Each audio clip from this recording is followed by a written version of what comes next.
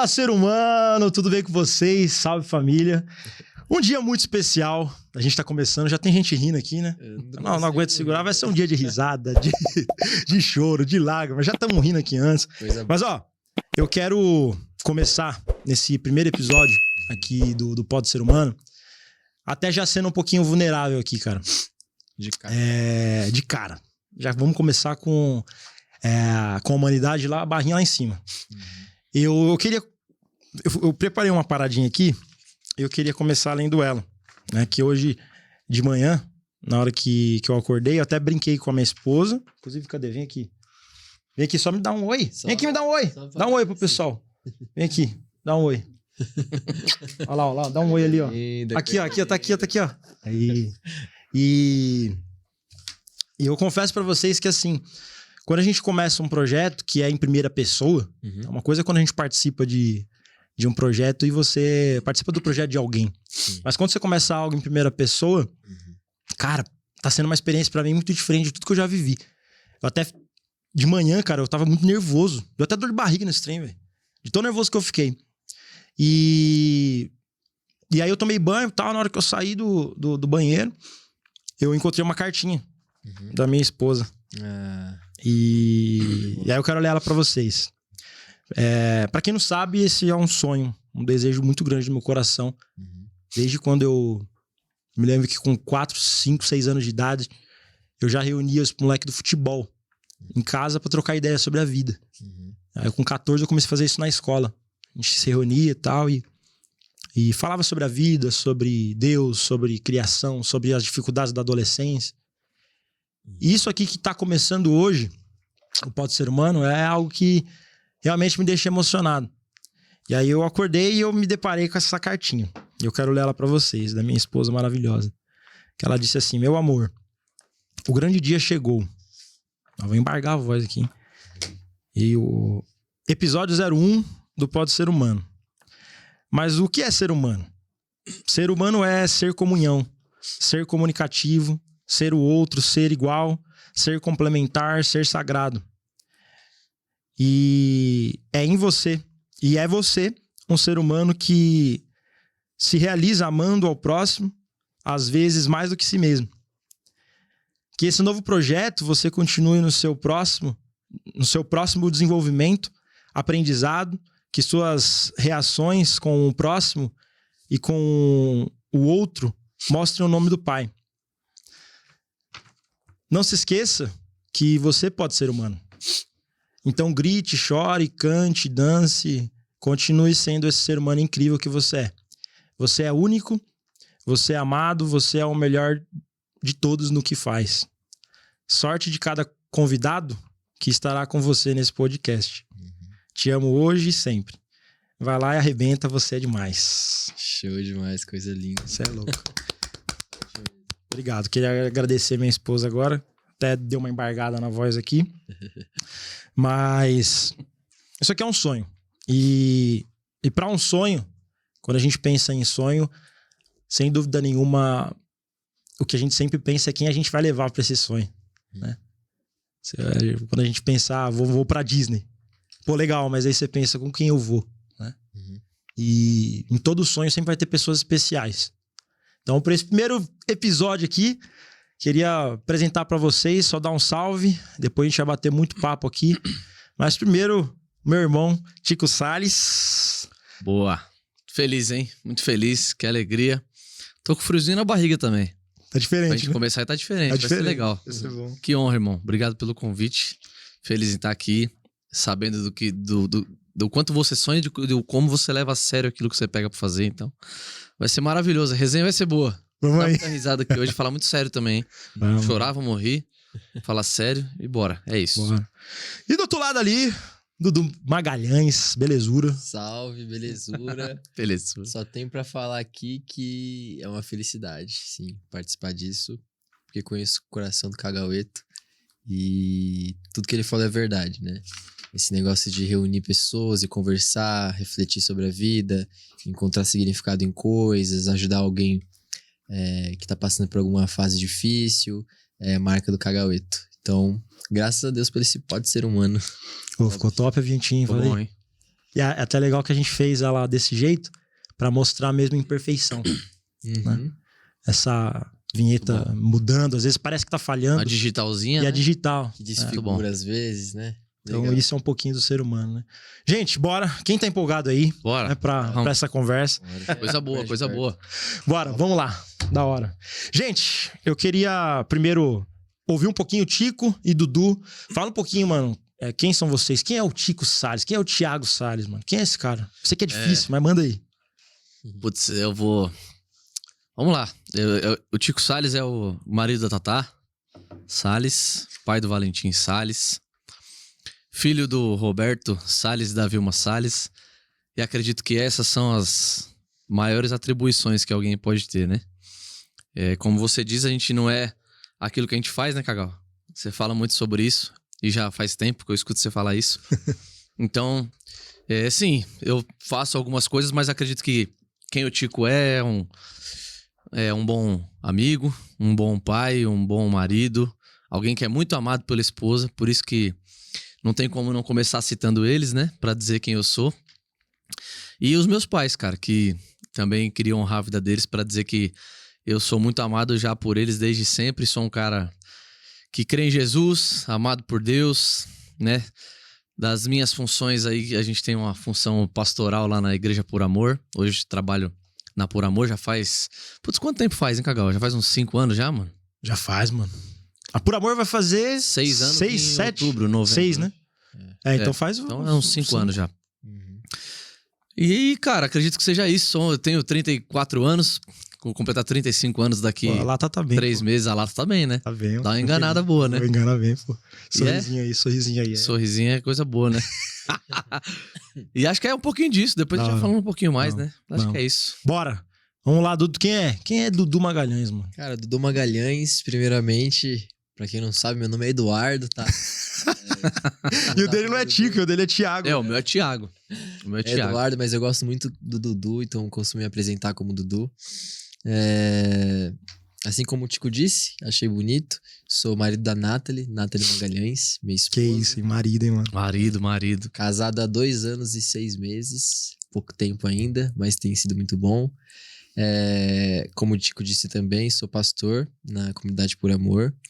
E amo, né? Tenho um carinho por educação e também por teologia. Que inclusive é o que eu faço lá na comunidade, né? Uma das minhas atribuições, né? Na minha função pastoral é ser responsável pela área da educação da comunidade. Que isso. Então, Dudu falando sério é bonito, né, mano? É bonito. Caramba, mano. Ele é tipo, se a Por Amor fosse o La Casa de Papel, ele seria o professor. Mano, Ele é o misterioso, nosso, né, velho? É um cara inteligente. não consigo fazer de outra forma, cara. E a canetinha na mão, tá? Canetinha. Lá. Tá aqui. É isso. Sua idade, Du. Tenho 27 anos. 27 anos. É um garoto ainda, hein? É. Mas com a cabeça de um ancião. É nada. De É o 27 bíceps de anos. 47 de bíceps. Mas Seu é Dudu, isso. monstro. Bora. E pra eu me apresentar também, né, que eu acabei falando várias coisas aqui, mas eu sou Paulo Cagal, todo mundo conhece como Cagal.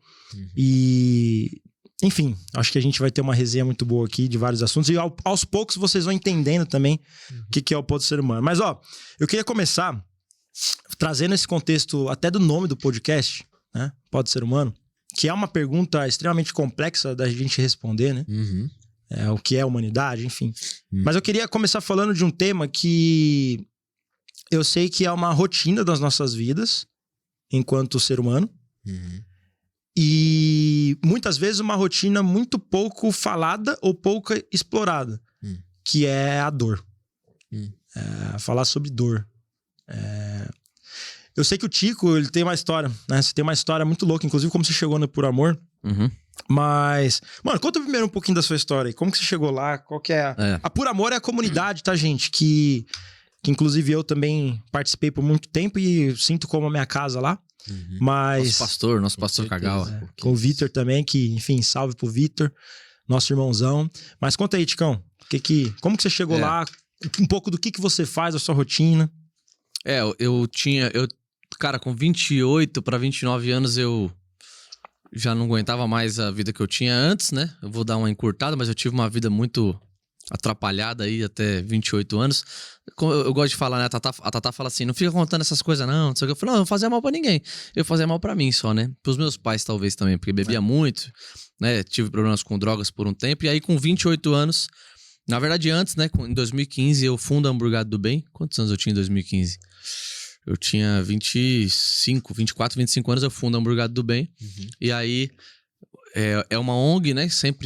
Isso sempre foi uma veia minha e da minha família, né? Então, cara, desde muito pequeno, sempre comentei com vocês, pô, vi meus pais abrigarem pessoas em casa, sempre foi assim, né? Então, já tinha essa veia e fazia sempre fiz trabalho social, mas numa coisa de, pô, eu preciso fazer alguma coisa boa porque eu faço muita besteira. Compensar, né? Pra dar uma compensada. Senão não vai ter. Sempre acreditei em Deus e tudo mais. Então eu falava, cara, preciso fazer alguma coisa boa, né? Pra Deus gostar de mim.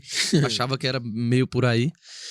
E aí a Hamburgada cresce absurdamente, vira uma coisa absurda mesmo, que não era um plano nosso. A nossa ideia era impactar os nossos amigos, porque a gente tinha lá muitos amigos com uma vida muito boa e, pô, que nunca tinham feito um trabalho social na vida, um trabalho voluntário.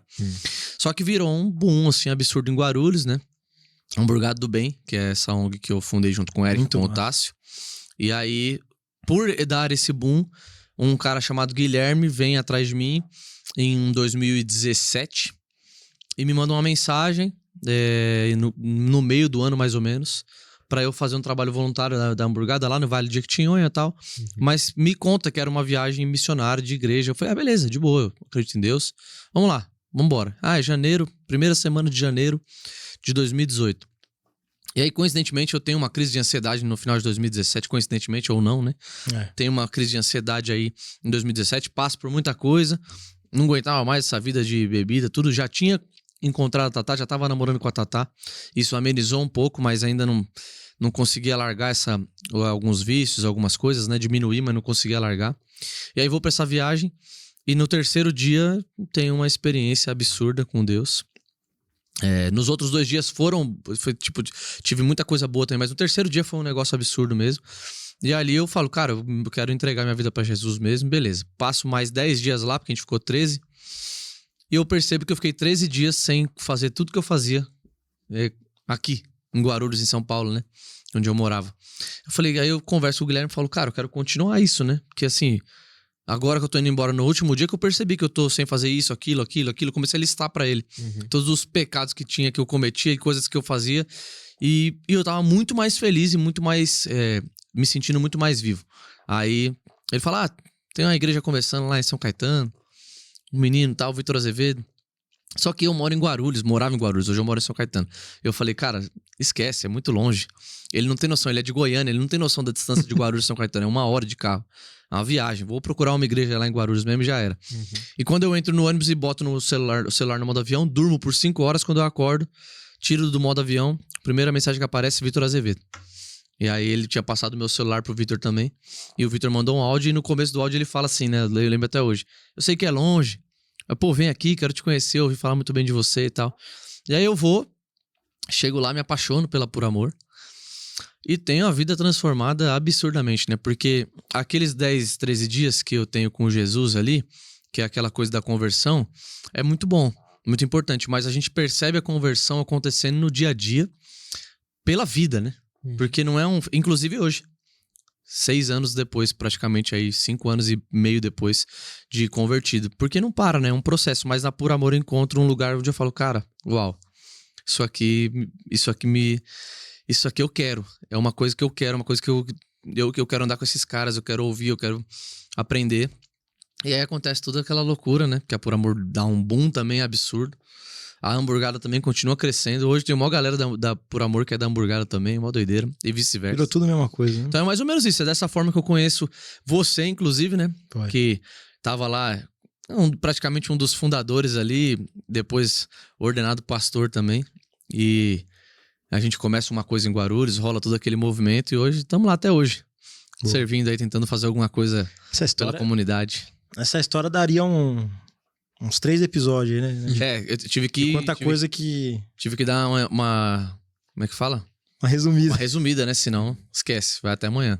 E, mano, antes do Dudu falar um pouquinho também, o que... Quando você fala essa mudança de vida, assim, né? O que você sente que mudou na sua vida, sabe? Você sabe que quando vem caras com história parecida com a minha, homens ou mulheres, eu fico até meio constrangido de não ter uma fórmula pra passar. O que eu tento passar é o pós. Mas realmente foi uma coisa divina mesmo. Putz, eu não sei explicar como tudo aconteceu, mas eu já não tinha... Eu não fiz um esforço absurdo, sabe? Pra parar de beber, eu só aceitei. Eu entendi que, pô, cara, esse caminho me parece melhor. E eu nunca, a minha vida inteira, eu sempre fui um cara que comecei muita coisa e não ia. Eu falei, não, isso aqui é uma coisa que eu vou. A hamburgada era a única coisa que eu comecei e fui assim. E agora também nem tô mais tão dentro por conta da carreira pastoral. Mas a coisa com Jesus foi essa doideira de, pô, eu quero experimentar disso aqui. E aí passa 1 mês, 2 meses, 3 meses... E alguns dos meus amigos, até familiares mesmo, meu pai, conversando comigo há pouco tempo agora, falou, pô, eu ficava com medo disso acabar. Tipo, até onde vai? Porque realmente você entrou de cabeça, mas eu não tenho como explicar como eu, do dia pra noite, não queria mais praticar tudo que eu praticava antes, os excessos com bebida, com tudo, né? Parei de beber, e aí fico... várias e várias vezes ali nesses primeiros 6 meses de vida com Jesus, perdi as contas de quantas vezes a minha mãe acordava e eu tava lá, tipo, na sala, 4, 5 da manhã, minha mãe, filho, 4 horas da manhã, você tem que trabalhar amanhã, e eu tava, tipo, tinha começado a ler a Bíblia 11 da noite, então eu tava com uma sede e uma coisa tão sobrenatural mesmo, que eu só deixei ir. É como se eu tivesse, eu sinto como se eu tivesse visto um rio. A minha história com a Por Amor e com Jesus eu chego até a margem de um rio, olhei, vi que era bom e pulei. Pra onde que vai? É o rio que vai decidir, não sou eu. É meio isso, assim, eu sinto isso até hoje. Mas nesse primeiro ano com muito mais força, porque tinha hora que eu olhava pra trás e falava, caraca, mano. Tanto que eu me caso, né? Em 10 meses de convertido me caso, logo depois sou pai, tudo acontece, uma loucura, a gente começa um campus em Guarulhos depois de 1 ano. Então, assim, uma doideira, né? É meio maluco, eu não sei, eu queria ter um beabá, se você fizer isso. Eu acho que andando perto de você, assim, eu, Du, que conhece seu coração, eu acho que é mais fácil pra quem experimenta de como você vive hoje do que pra você explicar. Sim. Né? Tipo, Sim. Quem experimenta o Tico de hoje, acho que consegue talvez explicar melhor do que você. Sim. Porque é sempre assim, né, geralmente, né? E Du, você, mano, eu sei que você tem formação teológica, né? E, enfim, a gente vai... Hoje a gente tá com 2 pastores aqui, 3, né? 3 pastores. Então a gente vai caminhar um pouquinho nessa linha pra conversar sobre humanidade. Como que você chegou nisso, Du? Tipo, desde criança você sempre quis, mano, estudar algo relacionado à teologia? Como que foi esse mini Dudu aí? Não foi desde criança, não. Que isso. Dudu era safado. Olha só. Olha só. Conta aí, Dudu, conta aí. Qual que foi a experiência aí, né? Com contato com religião, né? Com o campo religioso. Eu gostava muito de beijar as menininhas na adolescência, né? Saí tranquilinho ali, promotor de balada. Sim, fui bastante influenciado pelo meu primo, que era o dono da balada, de uma Abraço. baladas na Figueiras. Qual é o nome do primo? Ricardo, salve Ricardo. Ricardo, obrigado, hein? Os caras dando nome. Que isso, mano. E aí eu gostava muito, né, dele e tal, e acabou me influenciando bastante, eu acabei me envolvendo com esse negócio de balada e tal, de beijar menina, então gostava e tal. E aí certo dia na escola, eu me apaixonei por uma menina, né? Achei ela bonita, na verdade, não me apaixonei. Achei ela bonita e eu queria pegar ela, né? E aí, nessa tentativa de pegar ela, descobri que ela era crente. Aí eu falei, não é crente, pelo amor de Deus, como é que eu vou pegar uma menina que é crente, velho? E aí, essa menina, a gente viramos amigos, né? E ela me chamou pra ir pra igreja. E aí, quando eu entrei na igreja dela, eu fiquei extremamente nervoso, né? Porque eu não tinha entrado em igreja evangélica em nenhum momento da minha vida, nunca.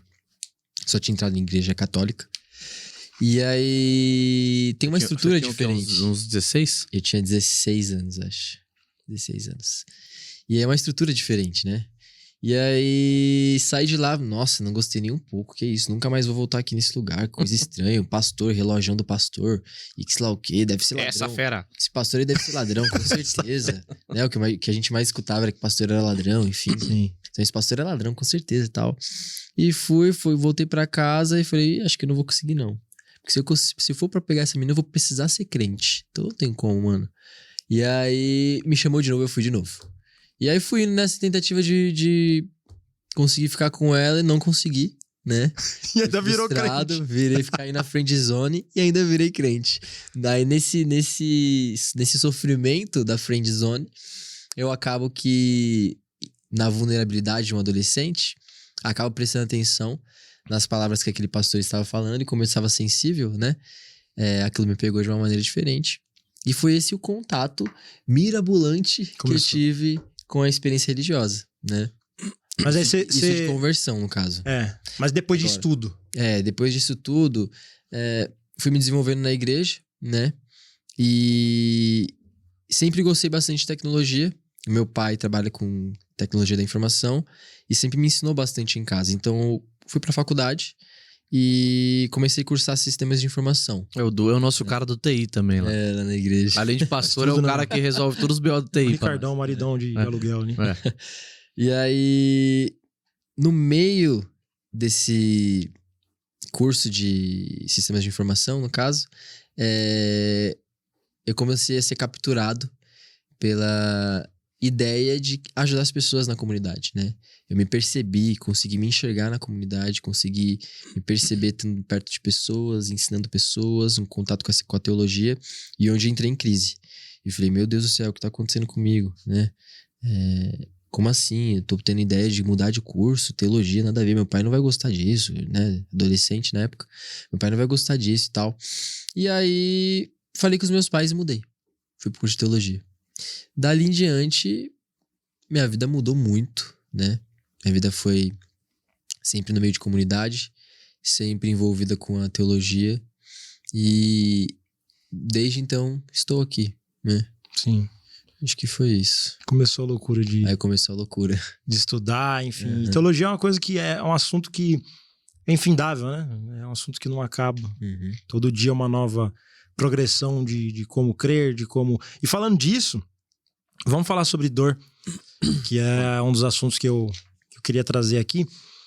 E, enfim, como eu até disse no comecinho aqui pra todo mundo, e expondo as minhas vulnerabilidades, né? Eu até falei pros meninos, quem olha assim a gente no dia a dia, redes sociais, às vezes olha e acredita que não existe ansiedade, não existe dor, não existe medo. E na verdade, isso aqui, por exemplo, que tá acontecendo é algo que a síndrome do impostor toda hora bater na porta, sabe? Uhum.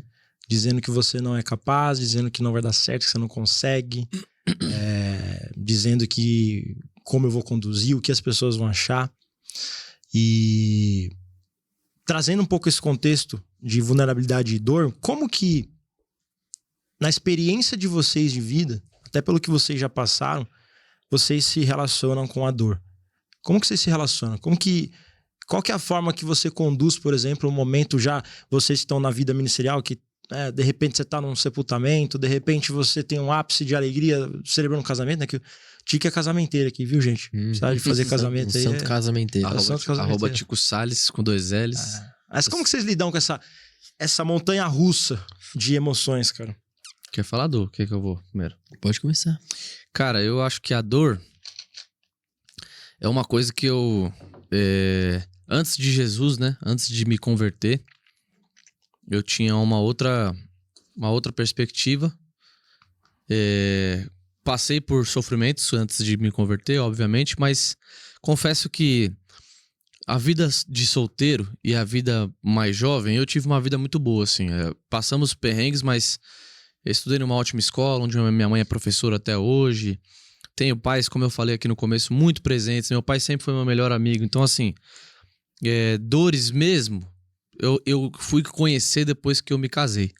E nem por conta do meu casamento, mas pela vida adulta. Pela você ter uma casa, por você ter sonhos que acabam se frustrando. E o meu perfil, principalmente, que é de sonhar coisas com a Tatá, com o Valentim, né, que é o nosso filho. eu fui conhecer algumas dores falando de mim. Então eu vou tentar dividir entre duas partes, que é a dor do Tico e depois a dor, como você falou, que a gente sente ali no outro. A relação que eu tenho com a dor hoje, ela é muito mais consciente e eu sinto que, até assistindo uma série que é Pedro Dom, que é uma série que conta sobre um cara que nasceu numa família não rica, mas uma boa família, né? No Rio de Janeiro, e ele se torna um dos assaltantes mais procurados do Rio de Janeiro. E ele era conhecido como bandido gato, bandido playboy, porque ele não precisava, né? Ter entrado naquilo, mesmo assim acontece. E ele tem um problema que é relatado na série, ele tinha um problema que é descoberto na adolescência, mas que ele tinha desde quando ele nasceu, que ele não sentia dor. Ele não sentia dor. Então ele sofre um acidente e ele é operado e os médicos percebem que ele não responde a estímulos de dor. O que dava pra ele uma sensação de vida sem limite. Então, pro Tico, CPF, pessoa física, a dor me traz sempre pro chão.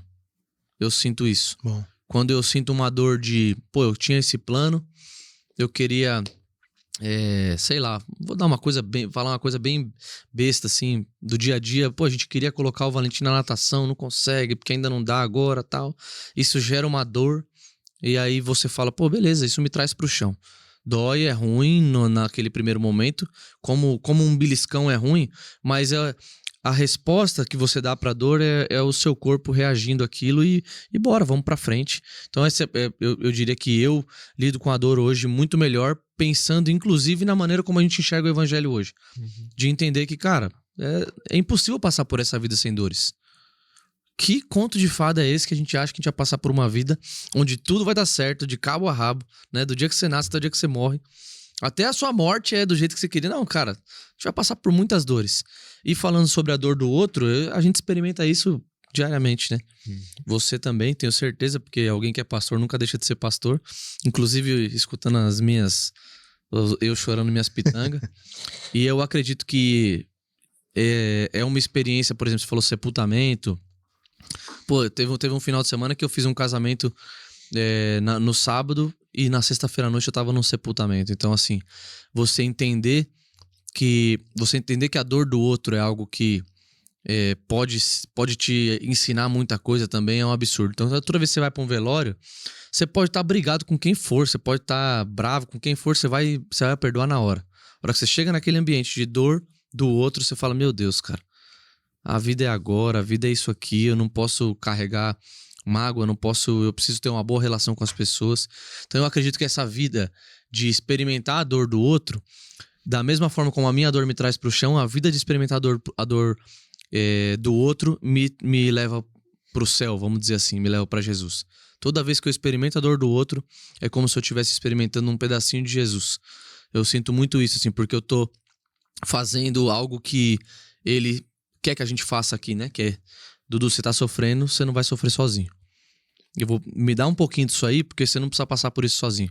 Então, experimentar a dor do outro, pra mim, é isso. É a gente literalmente tira esse peso da sua mochila, põe um pouquinho na minha, que a gente vai dividindo e todo mundo consegue continuar caminhando. Por que você acha, Por que você acha que existe a dor, mano? Assim, né? Nossa experiência... Eu vou comendo os amendoim aqui sozinho, hein? Experiência com a comunidade, com a igreja, com teologia, né? A gente começa a entender e perceber, né? Ter o ponto de vista sobre a dor, que ela é fruto principalmente e antes de qualquer coisa, acho que de ego. Tirando a morte, né? Tirando a questão da morte. A dor é fruto de ego, né? Eu acho que todos nós, seres humanos, estamos de alguma forma conectados, né?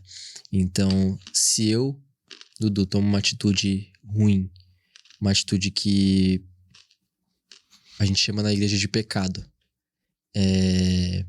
acredito tá fazendo aquilo apenas pra mim, tô pecando com uma atitude individual, já estou errado aí. Porque todo pecado, ele é uma atitude coletiva. Por quê? O Dudu tá fazendo uma coisa de ruim que com certeza vai gerar um resultado na vida do irmãozinho que tá do lado, que vai sofrer com aquilo. Por exemplo, se o Dudu tá xingando alguém, o irmãozinho do lado vai sentir aquela dor, vai sentir aquele negócio, né? E isso sempre vem da maldade humana, que infelizmente é fato, né? E falando de dor, cara, a dor é fato. Eu acho que a religião tem essa mania, né? A gente tava até conversando, de querer privar o ser humano da dor. Só como que você priva um ser humano da dor se dor é o que faz também um ser humano, né? Não tem como, né? A experiência religiosa também ensina isso. Não tem como. E eu acho engraçado, porque esse negócio de fugir da dor não é uma experiência bíblica, por exemplo. Na Bíblia, se você for ver os discípulos de Jesus, os apóstolos, até o próprio Jesus Cristo, ele sofreu dores e ele não fugiu de dores. Ele assumiu as dores. Ele se mostrou vulnerável, se mostrou sofredor também. Então... Homem de dor, né? Homem de dores. O chamado disso, né? Homem de O dor. aperfeiçoamento dele teve, Foi na dor, muita dor. teve como matéria-prima dor. Uhum. Disso daí, Du, até pra você completar, mas toda pergunta que eu trago aqui também, como é uma discussão, eu também reflito muito, né? Sobre esses temas, gosto pra caramba, inclusive. E pra mim a dor, ela é consequência da palavra coletivo, igual o Du trouxe. Porque se existe um coletivo e esse coletivo, eles são de pessoas diferentes que precisam se relacionar, porque relação é um atributo da humanidade, ser humano, a minha forma de existir é me relacionando. E se as pessoas são diferentes, a dor é uma consequência de pessoas diferentes para que essa dor lance as pessoas para as relações. Como assim, Kagawa? Uma pessoa, ela sente dor, muitas das vezes, por exemplo, uma dor da perca, da morte. Ela vai ser por conta da relação. Por eu me relacionar com alguém, eu sinto coisas daquela pessoa e sinto dor. A dor de uma amizade perdida, mesma coisa.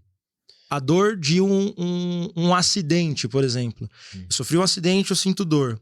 A forma de eu experimentar a cura dessa dor vai estar associada às relações. Seja das coisas mais ordinárias, como, por exemplo, uma ambulância vir me buscar, uma outra pessoa que tem um conhecimento que eu não tenho, suprir aquela dor. Ou seja, deu no meu quarto esperando cicatrizar e conversando com alguém que talvez não seja do campo físico, com uma divindade. A dor, ela nos leva para a relação, cara. Sim. Se não existisse dor, a gente falaria de um ambiente com completude, completo. Um ambiente pleno. E a vida humana, ela é um ambiente de progressão, de evolução. Então a dor, ela é uma matéria-prima para nos jogar uns pros outros. Sim. Tipo, às vezes eu não falo com vocês, por exemplo, há 3 semanas. Só que de repente, quando um dos 3 sente dor, a gente vai se procurar. Conecta, né? Conecta. A dor me arrasta pras relações. A dor, ela é das reações dos sentimentos, assim, se é que a gente pode chamar assim, primários da alma humana, né? Então, a dor mostra a fragilidade do ser humano, a dor mostra a vulnerabilidade do ser humano, e a dor é o que faz um ser humano ser um ser humano também, né? E não tem como. Quando você encontra uma pessoa que é humana, é como se você fosse ligado a ela, né? Aquilo te atrai, aquilo te conecta, né? E é verdade, interessante isso. A dor conecta também as pessoas. E você tocou no ponto do coletivo, eu acho que é verdade isso, né? O grande problema, eu acho, daí que a dor surge, é da humanidade perceber que não tem como não ser coletiva. Eu acho que muitas dores têm raiz em um ser humano que não quer perceber-se fazendo parte de um coletivo e tem atitudes individualistas, né? Se eu tenho uma atitude pensando apenas em mim mesmo, como resultado apenas em mim mesmo, com certeza isso vai trazer alguma raiz pro coletivo, né? Então toda atitude de egoísmo, ela toca o coletivo e toca com dor, entendeu? Toca com ferida, um toque de ferida. E é daí que surge, acho que a grande maioria das dores hoje das pessoas, né, das comunidades, né, seja lá que grupo que seja. Você pega até pela história de guerra, por exemplo. Sim. Você vê ali o povo... É sempre o ego de uma pessoa. E você vê como que essa carga de ego, por isso que a dor ela é coletiva, né? Ela vem lá de trás. Hoje tem gente que tá se matando nesse exato momento por conta de o bisavô ter brigado com o bisavô do outro. E aí essa dor ela vai se perpetuando, né, pelas gerações. Sim. Então a dor ela sempre tem esse aspecto, né, coletivo, esse aspecto de... E acho que um segredo que a gente tem pra viver bem não é como lidar com os momentos bons da vida, porque isso é muito fácil, naturalmente você vai, né, quando a gente senta numa mesa hoje, igual a gente sentou antes de vir pra cá, naturalmente a gente ri, a gente brinca, isso você não precisa estar... Não precisa de um manual pra você... Agora, a maneira como você lida com as suas dores e com as dores do coletivo, com as dores do mundo, isso interfere demais na nossa vida. E isso diz se a gente vai ser realmente feliz ou não. Porque enquanto tá dando tudo certo, tá dando tudo bem, beleza. Qual que é o fluxo natural da coisa? É você sorrir. Agora, a maneira como você se relaciona quando as coisas dão errado, Sim. e não só pra nós, mas com o todo, por exemplo, com as causas que existem, tudo que a gente vive, tudo que a gente vê acontecendo no mundo, né? Quando vou dar um exemplo muito claro aqui, que todo mundo pode ter vivido isso já. É quando você vê alguém sendo maltratado, humilhado. Uma pessoa que tá ali, de repente... Eu vivi isso, cara. Vivi isso tomando um café com uma pessoa da igreja e um menino entrou no estabelecimento pra vender bala. Não tinha nenhuma bala pra vender no lugar e a mulher quis tocar o menino, a dona do estabelecimento. E aquilo me gerou dor. Porque eu falei, cara, peraí. E a gente comprou um salgado pra ele e tal. E ela, brava, sabe? E depois que ele pegou o salgado, a gente saiu junto. E eu fui embora pra igreja junto com o garoto, que é um cara também maravilhoso. A gente foi conversando sobre isso e falou, pô, imagina o que isso gera. Você já entrou em algum lugar e alguém te expulsou? Pô, o que isso gera na pessoa, cara? Então, essas dores que não necessariamente serão as nossas, Sim. Pessoais, mas precisam ser nossas, é um paradoxo, elas não são nossas, mas elas precisam ser. Sim. Quando me deparo com situações de injustiça, seja qual for, a gente precisa se envolver. Porque a dor faz isso com a gente também. Ela compadece a gente, ela traz esse senso de coletivo com mais força. Por isso que quando acontece alguma coisa... É por isso que num velório você vê tanta gente. Exato. Porque todo mundo tem experiência com dor. Então, tipo assim, quando você sente aquele mesmo sentimento que você sabe que aquela pessoa que tá no velório tá sentindo, você se compadece dela. Porque você já sentiu aquilo uma vez, sabe que não é bom. Ou sabe que vai sentir. E vai continuar Tipo, pô, sentindo, né? eu nunca perdi ninguém. Tô num velório. Como é que você chora? Sabendo que, poxa, um dia... Caraca, um dia vai ser minha avó, Talvez meu avô, meu pai. talvez a dor seja a matéria-prima pra empatia, né? Sim. Pra humildade. É. A dor, é o que eu falei, a dor Compaixão. traz a gente pro chão, cara. Não. A dor traz a Tipo, gente por pro exemplo, chão. você falou da alegria e da dor, né? E aí tem uma parada legal, né? Porque a dor, ela revela suas crenças. A forma como eu vou lidar com a dor é o que certeza. vai Muito bom. testificar o que eu acredito. No final das E contas. onde tá o né? seu Isso. coração, né? Então, por Vai exemplo, mostrar onde tá seu você coração. pega um médico que conhece tudo sobre coagulação sanguínea, por exemplo. E de repente um de nós três aqui corta o braço. Um de nós três cortou um pedaço Dudu, do braço aqui. Dudu, Dudu. pega Pode ser uma o Dudu. faca, pega Pode uma ser o Dudu. faca. Corta. Traz uma faca. Pode ser o Dudu. Vai bater direto no osso. Né? A faca volta, porque é blindado. E aí, na hora que corta, se a gente tem um médico que tem plena convicção que ele crê por conhecer, por ter experimentado estudos, ele sabe que aquele ponto onde o Dudu se cortou, por exemplo, ele não vai gerar coagulação, não vai ter hemorragia, a forma dele reagir vai ser muito diferente, às vezes, do que a gente.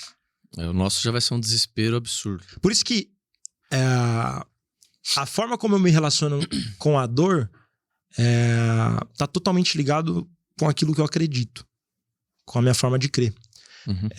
Eu até brinco, né? Aqui, a ideia não é a gente trazer um contexto de cristianismo, nada disso. Até vocês vão ver que a gente vai ter papos aqui com pessoas com pensamentos extremamente diferentes. Mas, quando a gente pega o cristianismo, por exemplo, seria racional um velório de um cristão, por exemplo, que ele tivesse a dor do desprendimento, mas a convicção do pós. E às vezes isso não existe. Sim. Por quê? Porque a dor revela as minhas crenças. Só que a minha crença não é só o que eu falo, o que eu acredito. Então, Muito bom. por isso que eu acredito muito que a gente... Tudo tem um porquê, né? Começar esse podcast com 31 anos, né? Fazer 32 agora. E gostaria de ter começado ele muito antes, mas eu gosto muito, eu sempre falei isso pra vocês, mano. Eu gosto muito do fator cabelo branco. Eu já tá aparecendo uns... Óbvio, tô muito distante ainda de sabedoria e maturidade. Mas eu gosto de quem já viveu essas aleatoriedades da vida. Quem já traz experiência, né? Quem já se relacionou com vários tipos de dor. Porque essa pessoa, ela tá com a crença dela muito mais convicta do que quem só expressou de forma falada. Sim. Por isso que Jesus, homem de dores, que aprendeu por meio do sofrimento. Então a gente estava até falando disso agora, né? Enquanto a humanidade busca um lugar espiritual que nos tire da humanidade para que eu possa viver um lugar só de plenitude e satisfação, eu vejo um cara, Jesus, que faz o caminho inverso. Que deixa esse lugar e vai pra dor. A gente também chama isso na teologia de cristianismo platônico, né? A ideia de que Deus, Jesus ou a religião está ali formando para mim uma forma de fuga da minha realidade, né? Só que isso claramente não é o que Jesus ensina, né? Você percebe os movimentos de Jesus, os princípios, as falas de Jesus, e o tempo inteiro Jesus insere um ser humano perto de outro ser humano. Sim. Não um ser humano, ele não fica isolando. Ele não vai ensinando os discípulos a serem monges. Sai aqui do arraial de Israel, sai aqui de Jerusalém. Do arraial. Arraial. Tô com a reunião da festa junina da igreja na cabeça. Do arraial. Vai pro deserto, faz sua cabaninha lá e tem contato com Deus. Jesus nunca ensinou isso em hipótese alguma. Em hipótese alguma. Exatamente. É sempre chore com os que choram, alegrem-se com os que se alegram, alimento faminto, vive em comunidade, vá de 2 em 2. Vocês têm medo, uma pergunta pros dois, que eu tenho esse medo. Vocês têm medo de não perceber ou não sentir, chegar um momento da vida que você passou tanta coisa, já viu, experimentou tanta coisa de dor e tal, que você às vezes começa a não perceber ou não ter empatia com a dor do outro? Eu tenho esse medo pra caramba. Com certeza. Eu acho que é um lugar muito fácil. Inclusive, na verdade, direto eu cometo isso. É um lugar fácil de cair, mano. Inclusive, fácil de cair na experiência pastoral, né? Acho que o Tico pode falar melhor sobre isso. O Tico faz atendimentos pastorais, né? Mais do que qualquer outro pastor lá da igreja. Sim, a gente tem que tomar cuidado porque, assim como eu sempre pego o exemplo de alguém que trabalha no IML. Eu não conheço ninguém que trabalha no IML, mas se você pega pra ler, se você der um Google aí, você vai ver histórias. Eu já fiz essa loucura, né? Porque como é que pode alguém trabalhar no IML ou no cemitério? Porque a gente como pastor, Dudu fez aí um velório esses tempos, você fez uma porrada já, eu também fiz alguns. Como é que alguém vive fazendo aquilo todo dia? Nossa. Então, o que eu aprendi lendo isso? São pessoas que se acostumaram com a dor do outro a ponto de não senti-las mais. Então isso é um lugar bem perigoso. Você olhar um cadáver e simplesmente achar que é só mais um cadáver. E não que é a Sônia, mãe da Luísa e do Mauro. Tipo, não, cara. Pô, peraí. Isso aqui é uma pessoa. Mas existe essa dificuldade. Assim como para esse cara, porque ele vê todos os dias, o tempo todo, cadáveres. No nosso caso pastoral, assim, como o Dudu falou, atendendo as pessoas, e a gente tem que tomar muito cuidado para perceber que essa dor do outro é também a minha. Aí é uma forma de você... vai voltar pra humanidade coletiva, né? Eu acho que é uma boa forma de você tentar não cair nesse lugar, que eu também tenho medo, de... o fulano morreu. Beleza. O pai do fulano morreu. Que pena. Tipo, não, cara. Portanto, ouvir pode parecer banal, né? Pode. Só que não. O sofrimento de alguém, ele nunca pode ser banalizado e nem diminuído em hipótese alguma. Sim. Né? Por isso que eu acho que, inclusive, Jesus, ele usa ama o teu próximo como a ti mesmo, porque ele sabe da nossa vontade de cuidar da gente. De cuidar da gente e de perceber o próximo quando a gente se coloca no lugar dele. Então, quando eu percebo alguém enterrando o pai e lembro do meu pai e falo... Eita. Tipo assim, ou então hoje penso também na experiência do meu filho. Caraca, velho. Não tem como a gente... Mas assim, é um caminho que você precisa estar sempre fazendo esse exercício. Peraí, esse aqui é... E acho que a parte do corpo também. Como a gente crê que todos nós somos um mesmo corpo, eu preciso entender que esse cara que, sei lá, é o dedo indicador do corpo, e eu sou o dedinho, nós estamos na mesma mão e esse cara tá sofrendo. Então eu não posso ficar indiferente a isso. Eu preciso, inclusive, porque o corpo faz isso, né? Se você tem uma lesão em algum lugar, o corpo manda sangue pra esse lugar.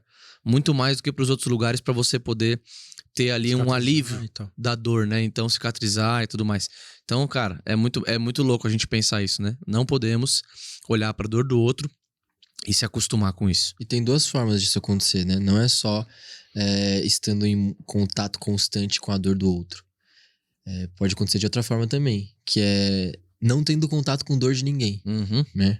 Eu acho que uma alienação, né, da vida real. Essa apatia é criada dessas 2 maneiras. Ou você tem tanto contato com o sofrimento de alguém, por exemplo, em tanto atendimento pastoral, escuto tanto problema das pessoas. Que anestesia. Daqui a pouco eu tô atendendo uma irmã que tá falando que tá divorciando e eu não tô sentindo absolutamente nada enquanto tô fazendo atendimento pastoral. Esse é um risco. E também de viver longe, né? Porque tem sim... De não ter referência, né? Sim. Tem sim uma forma de se viver onde você sofre menos. Sim. Né? É só você, por exemplo, não estar envolvido em comunidades. É só você não andar no centro de São Paulo, por exemplo. Sim. E não ver aquelas pessoas na rua. Quanto mais egoísta é uma vida, menos dolorosa ela é. Sim. E ao mesmo tempo, paradoxalmente, mais dolorosa ela é. Porque a Também, pessoa não percebe, né, na verdade, né? O que realmente importa. Então ela vive ali naquele fechadinho dela e ela não sente a dor de ninguém. Tem uma parada que eu acho muito legal disso, que é assim, quando a gente... olhando de novo, né? Olhando pro modelo de vida de Jesus, né? Estando em, indo para, como de costume, né? É a rotina de Jesus. Sim. Então, estando em, onde ele estava, indo para, tá sempre caminhando para algum lugar. E como de costume, era o que a gente chama na teologia do sacerdócio, ele com Deus. E aí, para mim, enfim, cada um vai acreditar essa conexão com o belo, com o pleno, de uma forma. Mas pra mim aí entra a chave. Porque a forma de eu criar empatia é eu referenciando ela. E quando Jesus, como de costume, ele sempre estava com o Pai, é os momentos onde a gente vai referenciar as nossas crenças para o que é bom e belo e pleno. Então, por exemplo, quando eu olho para a eternidade, eu vejo o que é belo. Não tem morte, é vida, é saúde física, é plenitude, não tem escassez, não tem fome. Quando eu me referencio nesse lugar, em contato com a divindade, é onde eu me mantenho vivo. É onde eu me mantenho conseguindo ter um prumo de referência, energia, com a dor do outro. Porque se eu preciso esperançar, todo ser humano esperança algo. Esperança uma vida boa e tudo mais.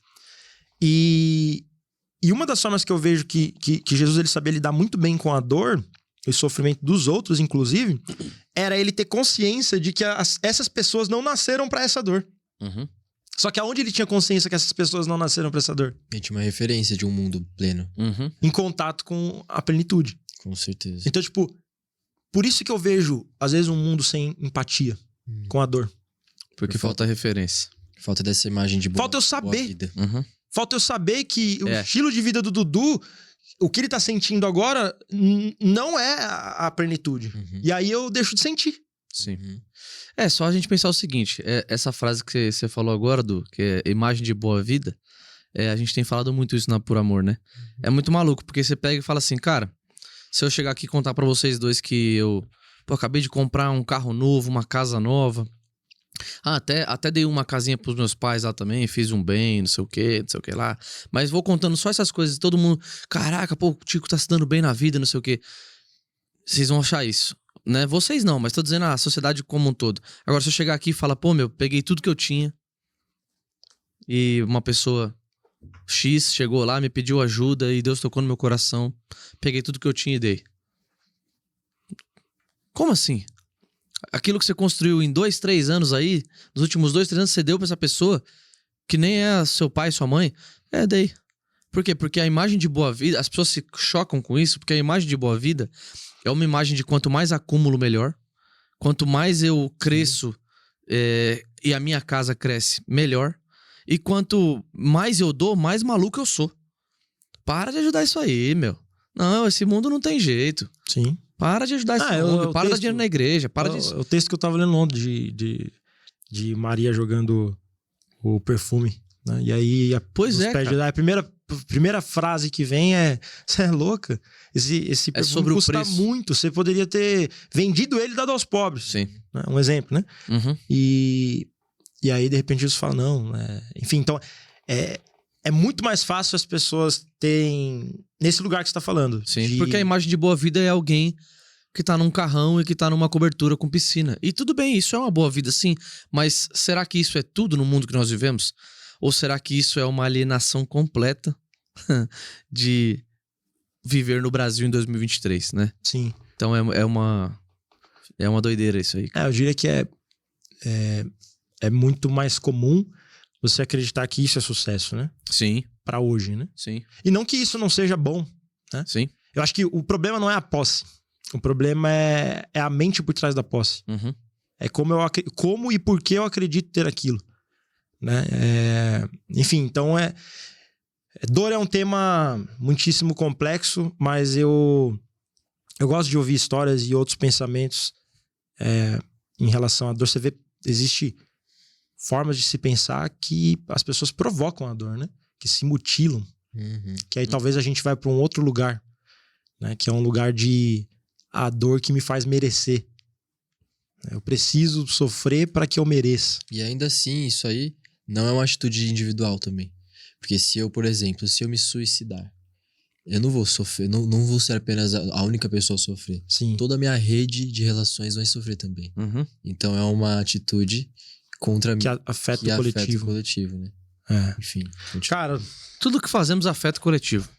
É É isso, né? todo É mundo isso. entrelaçado. se Mas somos... eu tô fazendo uma coisa sozinho lá na minha casa, na verdade, você tá afetando. De alguma forma, você tá afetando o coletivo. Sempre. Por Sempre. isso que a frase que a gente já acostumou a crescer e ouvindo é: mas isso aqui não, o que eu fiz não tem problema, porque só afeta a mim. Só afeta Sim, a mim. Né? sim. Eu não faço mal pra ninguém.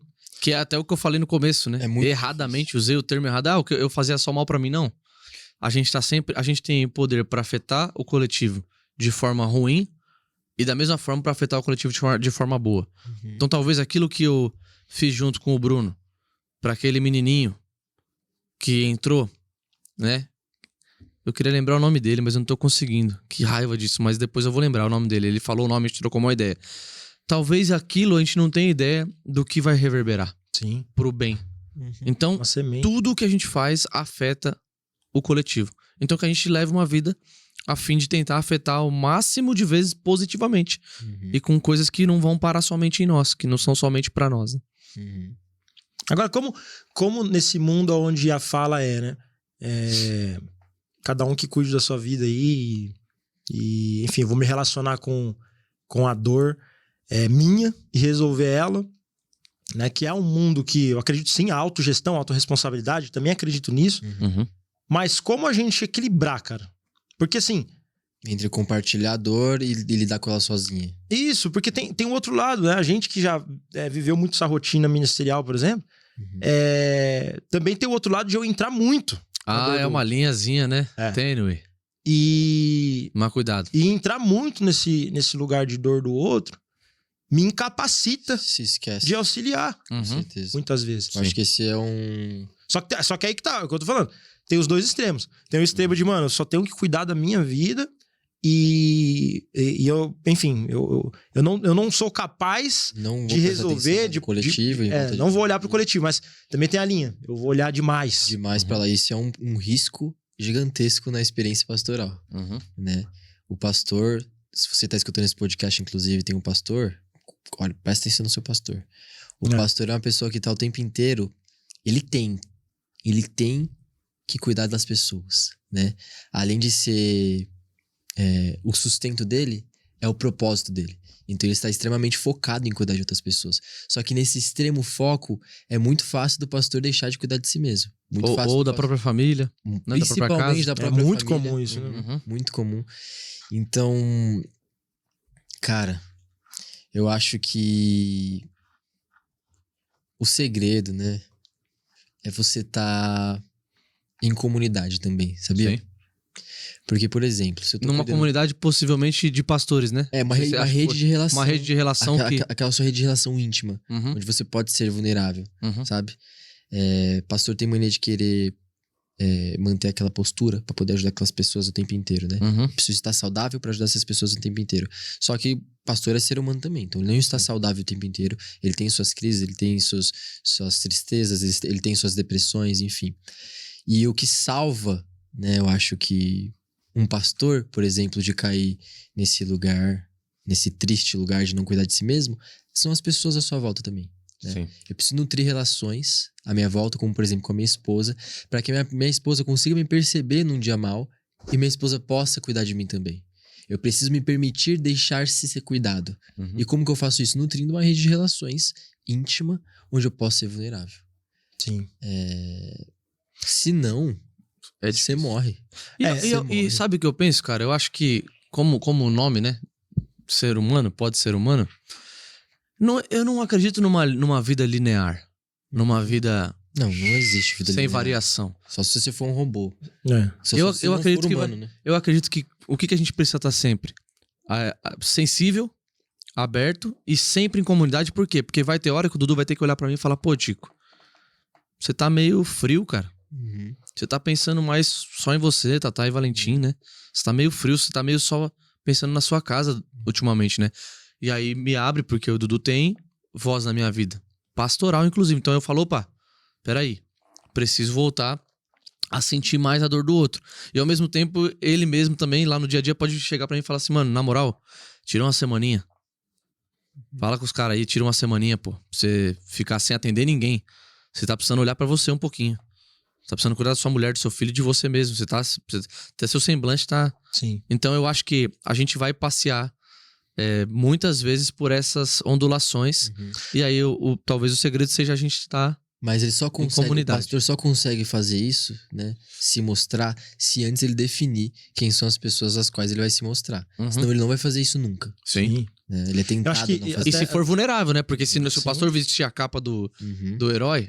Não, a verdade Isso é que serve- o pastor já veste capa de herói. Exato. Que é até um ponto que eu queria até uma crítica a próprio sistema eclesiástico, vamos dizer assim, de igreja. Uhum.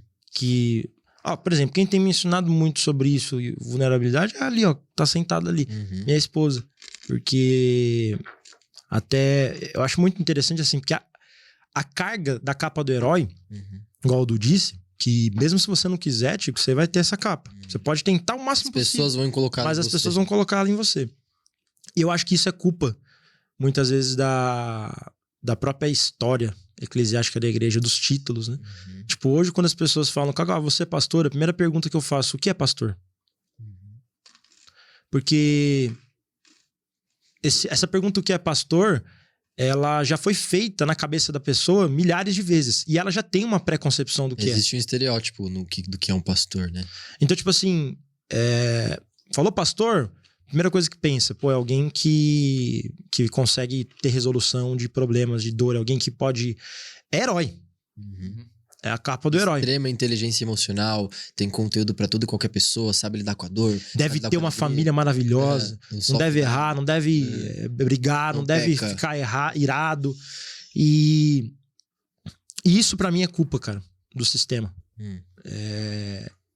Quando a gente olha pro modelo de Jesus, Uhum. que não fundou nenhuma religião, a gente enxerga alguém que chamava as pessoas para suas vulnerabilidades. As suas próprias, né? Uhum. Então, eu acho muito massa isso daí que você disse, Dudu. Tipo, quem são essas pessoas? Porque também tem o lugar certo de fazer isso, né? Tem Com o lugar certeza. certo. Mas eu sou uma pessoa que sou muito adepto à cultura do anti-herói. Porque, por exemplo, hoje a gente é doutrinado, né? Enfim, história, tudo, filmes, tudo tem um herói. Tudo tem um herói. Uhum. E eu gosto muito, quando eu comecei o Pode Ser Humano, quando a gente começou a conversar sobre isso, veio uma palavra na minha cabeça que é o seguinte. O que é educação? Que eu vou criar uma área educacional. E aí vem a seguinte pergunta: o que é educação? E aí o que ficou martelando na minha cabeça é: educação é emancipar. E o que é costume hoje acontecer? Até eu que estou dentro do mercado digital, o costume é: eu não posso emancipar. Porque se eu emancipo as pessoas, eu deixo de ser o herói delas. Ela deixa de depender de mim. e eu deixo de vender. E eu perco, né? Mantendo ali, vai manter. Eu preciso manter a pessoa Mantém os acreditando teus que eu sou o herói dela. Uhum. E para mim isso vem muito de uma influência eclesiástica da igreja, cara. De título, de papel, de hierarquia, de Dominação, né? dominação. Então, quando eu falo de controle, de não poder ser vulnerável, porque quando eu vou ser vulnerável, talvez eu seja punido. Ou talvez vão deixar de acreditar que eu sou um herói. Né? E então, cara, eu acho que isso é não é à toa que você pega aí 60%, mais ou menos. Da última vez que eu vi, estava quase 70% das pessoas envolvidas que vivem dentro de ministérios em depressão. Sim. Porque as suas cabeças, quando deitam no travesseiro e colocam em simetria a sua fala e a sua vida, elas ficam desesperadas, cara. Sim. A gente escuta muito, né? De pastor se suicidando o tempo inteiro, né? Por exemplo, ansiedade. Tipo assim, a gente tá numa mesa aqui que os 3 têm ansiedade. Sim. Sim. E aí? Faz parte da vida do ser humano. Então, mas você aconselha sobre ansiedade. Sim. Obviamente, às vezes você vai direcionar para um tratamento mais químico e tudo mais, coisas que super eu acredito, mas olha só que louco, quando a gente aconselha sobre ansiedade, eu tenho que deixar muito claro para a pessoa que eu tô dando um discurso, mas que o discurso ele independe de mim. Independe. Porque se eu falo de ansiedade, a pessoa acha que eu não tenho. E com certeza independe, porque uma coisa que dá vontade de falar pra toda pessoa que a gente vai fazer um atendimento, ou pra qualquer pessoa que tá dentro de uma comunidade, ou pra qualquer pessoa do mundo, o caminho de Jesus é um caminho. Então tá todo mundo nesse caminho. Não existem pessoas formadas no caminho de Jesus, né? O caminho de Jesus, a gente costuma falar por amor, é um caminho de cristificação. Então, de passo em passo, de dia após dia, tu me tornando um ser humano à semelhança de Jesus, que é a nossa maior ambição. Se é um caminho, faz todo sentido eu usar um discurso que não é meu, é um discurso de Jesus. Cara, tem sim cura pra sua ansiedade, tem sim um lugar de paz, tem sim um lugar de ajuda, tem sim um lugar de vida em comunidade. Então, primeiro, o discurso não é meu. O discurso é de Jesus, o discurso é do reino de Deus, é uma política do reino de Deus. Eu pego esse discurso emprestado e compartilho com o meu irmão ou com a comunidade, também abraçando esse discurso para minha própria vida, entendendo que é um caminho. A gente pode estar em lugares diferentes nesse caminho, mas é um caminho para todo mundo. Então eu tenho liberdade para falar de ansiedade com uma pessoa sentindo ansiedade. Né? Eu tenho liberdade porque eu sei que é um caminho e ele é verdade. E vai servir pra mim, e vai servir pra aquela outra pessoa. Agora vamos tentar se relacionar com esse assunto aqui. E que é até um caminho de cura, né? Olhando essa expectativa que as pessoas colocam em cima de um pastor ou de uma pastora, é um caminho de cura. Que a pessoa fala... E eu, vários atendimentos que eu atendo pessoas com ansiedade, eu conto uma história.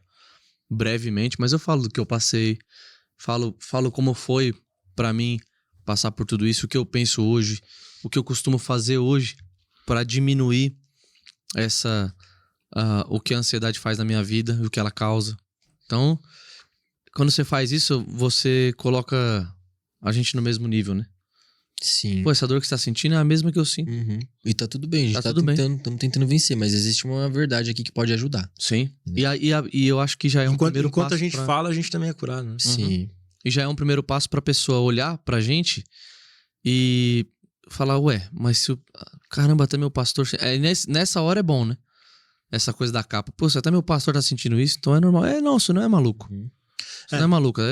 Aí eu acho que cabe a todo ser humano, não só pastores e tal, tô falando em geral. Às vezes vai ser um pai dentro de casa que veste a capa de herói.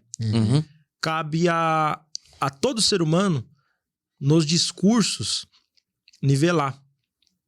Porque... Sim, tem que filtrar muito bem o que você tá falando. Tem um lado também. Tem realista também. Isso, não, e tem um lado de que muitas vezes das dores que as pessoas sentem por colocarem nelas as capas de herói vem por um desejo dessa pessoa de vestir a capa de herói. E não comunicar e nivelar o ser humano, saca? Sim.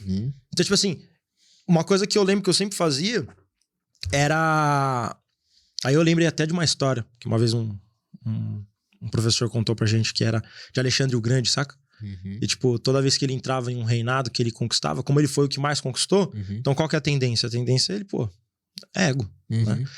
Ganhei todos. Fui o cara que mais conquistou terra. E aí tem uma história que ele contratou 2 serviçais. E esses serviçais ficavam no ouvido dele quando ele ia conquistar esse novo terreno, esse novo reinado. Ficavam 2 serviçais no ouvido dele falando: sabe o quê? Lembra-te que tu és homem. Lembra-te que tu és homem. Uhum. Então, uma coisa que eu acho que às vezes a gente precisa fazer mais é lembrar que a gente também está sujeito a todos os nossos conselhos. Uhum. Uhum. Sim, 100% deles. E segunda coisa, lembrar pra nós e lembrar pro outro. Sim. Uhum. Eu acho muito lindo, mano, a gente chegar num lugar onde o outro me ouve não pela minha função pastoral, Uhum. mas pela minha vulnerabilidade de mostrar que o que eu tô falando também serve pra mim. Sim. Só que, infelizmente, isso, não só na vida da igreja, mas na vida das redes sociais, por exemplo, que é um ambiente onde todo mundo só conta os aplausos Uhum. e todo mundo sabe as fórmulas secretas. Uhum. Mas às vezes a fórmula secreta não valeu pra ele ainda. Uhum. Só que você acreditou que eu tenho. Uhum. Não é muito louco isso? Sim. Eu acho que esse caminho de vulnerabilidade é um dos principais. E nem só pra essa vida pastoral, mas pra vida humana mesmo. Vida humana. Uhum. Porque quando você é vulnerável com alguém, primeiro que você entra num outro estágio de relação, né? Quando você é vulnerável com alguém, você tá... E aí, óbvio que tem vários tipos de vulnerabilidade, né? O que a gente falou aqui, né?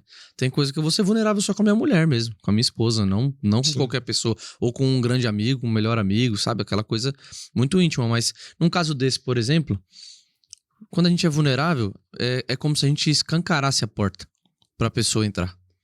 E aí você consegue abraçar verdadeiramente essa dor e a pessoa consegue abraçar a sua. Então é uma grande troca, né? Porque na verdade é isso, mano. A gente tá falando aqui de atendimento pastoral, por exemplo. Um dia que você chega com uma dor, eu não posso olhar pra isso como se eu nunca fosse cair nesse lugar ou sentir isso. Eu não sei.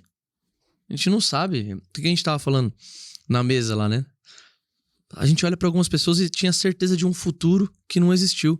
E a gente olha pra outras pessoas e fala: meu Deus, como é que essa pessoa... Né? Como é que o Tico é um pastor hoje? É tipo isso. O cara era um maluco, pô. Maconheiro, cachaceiro. Como é que ele virou um pastor? Então, assim, tem coisas que a gente não sabe pra onde vão, o que vão acontecer. Então, a gente precisa tomar cuidado quando a gente recebe essa dor do outro, pra gente não achar que, nossa, eu nunca vou passar. Hipótese Eu alguma. nunca vou passar por isso. Putz, isso é cuspir pra cima, cara. Não, isso é Em loucura. algum momento vai cair na própria testa. Então, a gente tem que ter muita Isso é anti-reino. anti-reino, Uhum. humildade, vulnerabilidade. E tanto é louco que, em vários momentos, a maior solução de um aconselhamento é o silêncio. Uhum. Muitos momentos. Tipo, em vários momentos vai ser o silêncio. Certeza. Porque aí que tá a parada que eu acho... Eu lembro uma vez que fui palestrar Uhum. e eu comecei a palestra, tipo, era um evento gigante, né? Subi no palco, porque eu sempre, quando vou palestrar, antes de entrar, eu olho, né, dentro de mim e falo: Uhum. o que você quer falar hoje, né? Que eu nunca sei o que eu vou falar. E aí eu lembro que eu entrei e me deu vontade de ficar em silêncio. Uhum. Aí eu entrei, mano, imagina, velho. Tipo, eu acho que era Lotado. eram umas 5.000 pessoas esse evento. E tinham palestrado antes de mim nomes, assim, de mercado gigantesco, com performance e tudo. E aí eu entrei e fiquei quieto. Aí o silêncio, ele tem alguns efeitos. O primeiro efeito é: os primeiros microsegundos do silêncio vai gerar constrangimento. Uhum. É fato. Então, os primeiros segundos as pessoas olhavam pra mim acreditando que ou eu tô nervoso, ou eu não sei o que falar, ou tô passando mal, ou travei, e aí fica aquela situação de constrangimento, Uhum. saca? Só que quando você passa mais ou menos ali, eu nunca estudei um dado sobre isso, né? Mas é pelo que eu percebo.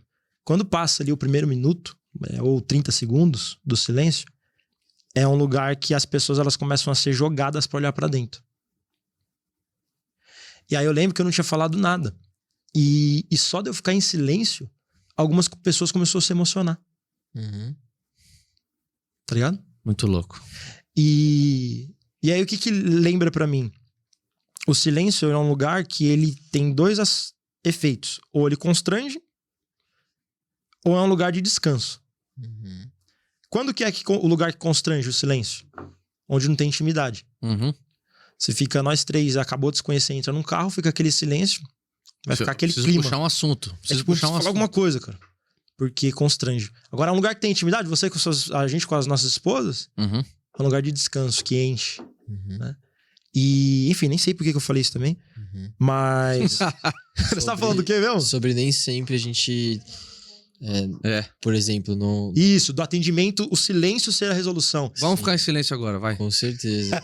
Não, com certeza. Eu acho que o pastor, né, ou o líder religioso, ele acredita que ele precisa ter resposta para todas as coisas, né? Para todas as dores. Só que essa não é uma... Só... O vídeo, vai. Só que essa não é uma verdade. Ovinha, pô. Calma aí. Essa não é uma Mano, verdade, né? Mas se liga nesse morango, irmão. Tá maluco, mano. Que isso? Dá um close no morango do nada. Close no morango, mano. Morango bonito. E, velho. inclusive, Jesus nunca ensinou isso. Uhum. Que o discípulo de Jesus, que o Pedro tinha que ter resposta para tudo. Não. Inclusive, um ensinamento que a gente vê em Paulo é esse: chora com quem chora e alegrem-se com quem se alegra. Não dê resposta para quem precisa o tempo inteiro e o tempo inteiro. Não, nunca foi isso. É. E o pastor não tem todas as respostas. Sim. O pastor precisa parar de tentar ter todas as respostas, né? Acho que às vezes o pastor até fere tentando ter resposta. Mas isso é também porque é a maneira de espiritualizar tudo. Sim. E ao invés de humanizar. Uhum. Ao invés de fazer o caminho contrário que foi o que Jesus fez, quando a gente humaniza a dor do outro, é muito mais tranquilo não ter o que responder e só dar a mão assim, pegar a mão e falar. Sim. E hoje as pessoas chamam isso, esse lance Chorar de com você você. querer dar uma resposta, onde não se precisa de resposta, só se precisa de um abraço, de positividade tóxica, por exemplo. É, Que afeta muitas pessoas hoje. exato. Parece que o ser humano é treinado a ter que dar resposta pra sair dando resposta pra dor dos outros. Nesse ponto, eu gosto da ciência, por exemplo. Porque quando você pega a ciência, um dos lemas da ciência é: eu não quero ter todas as respostas, mas eu quero descobrir a nova pergunta. Uhum. Eu tava ouvindo esses dias os caras falando sobre isso. E tipo, olha só que louco. Não parece ser um paradoxo, mano? Tipo, a gente, a convicção por trás da espiritualidade é quem deveria ter consciência de que não temos todas as respostas e caminhar para um lugar de vulnerabilidade. Uhum. E aí a gente vê um ambiente que a gente fala que é um ambiente totalmente racional, que parece não ser espiritualizado, Uhum. mas às vezes com um discurso que se parece mais espiritualizado do que o nosso. Com certeza. Muitas vezes. Tipo, quando eu mais vi de isso, Jesus tipo, a do ciência que- ela busca nova pergunta. Eu falei, cara, isso é muito mais parecido com a humanidade. Sim. E porque às vezes a gente tá buscando a resposta. É. E eles estão buscando a pergunta. É. E essa positividade tóxica aí fala mais disso, Dudu. Que isso é bom. Ah, isso é... Dá uma resposta pra nós. Dá uma resposta. Sobre Positividade isso. tóxica. Isso acontece Come acho essa que em uvinha muitas primeiro. relações, Por né? favor, mano. Ele não gosta de uva, ele odeia uva, tá ligado? Come essa uva. Ela tá boa, cara. Não tá boa? Tá boa. Eu tinha dado na Ô, sua boquinha, você... Sem recusou, semente, cara. irmão. Tá louco. Tá sem perfeito. semente. Thompson. O nome disso é uva Thompson. Thompson. É patrocínio. O Thompson não patrocinou, irmão. Não fala o nome. Thompson. Mas isso é verdade. Pastor e líder espiritual precisa tomar cuidado, né? Muitas vezes o silêncio e o abraço é a resposta que a pessoa precisa, entendeu? Muitas vezes mesmo. Como que você vai dar resposta teológica pra uma mãe de um filho Sim. num velório? Sabe o bagulho quando ficou Possível. louco na minha vida? É quando eu comecei a ir nos velórios, quando eu ia, enfim, levar um conforto e aceitar a ira de quem tá chorando. Tipo, abraçava e falava assim, cara, chora mesmo. Uhum. Porque a ira não é a vontade Uhum. plena. Ela é uma intrusa. Uhum. Uhum. Sim. Nossa, Pô, às vezes a gente quer dar aquela resposta lacradora, né, mano? não tem como. É ser apático à dor. Por exemplo, o velório que eu fiz mês passado Foi mês passado, né? foi de um jovem casal, 20 e poucos anos, os dois, perderam o bebezinho deles. O bebezinho deles recém-nascido, ficou na UTI. Ficou durante um tempinho, né? Alguns dias tempinho, acho que internado. uns 40 dias na UTI e no último morreu, né? Nossa. E aí fui abraçar eles, né? E automaticamente você é tentado a escolher as palavras pra você falar, pra você conseguir apoiar aquela família ali. Uhum. Mas na hora eu parei e falei, não existe, o que eu posso fazer aqui? Tá louco. Eu nem sei, na verdade, que sentimento é esse que eles estão sentindo. Como que eu vou dar uma resposta? Eu nem consigo direito Mensurar, compartilhar dessa dor aí. Eu nunca experienciei isso. Então eu vou abraçar e falei, irmão, não tenho o que te falar. Eu falei pra ele, não tenho o que te falar. Tô te abraçando aqui, só tô aqui pra o que você precisar. Mais nada. Não sei se é isso que você esperava, mas mais nada. E fizemos uma oração. E ele mesmo disse que aquilo foi suficiente, entendeu? Hoje eles estão bem, graças a Deus, e se sentiram pastoreados, estão felizes, né? Superando, obviamente, mas essa é a relação humana que deveria acontecer, né? Eu preciso conseguir discernir qual é o momento de falar, qual é o momento de abraçar e qual é o momento de perguntar, igual você falou, né?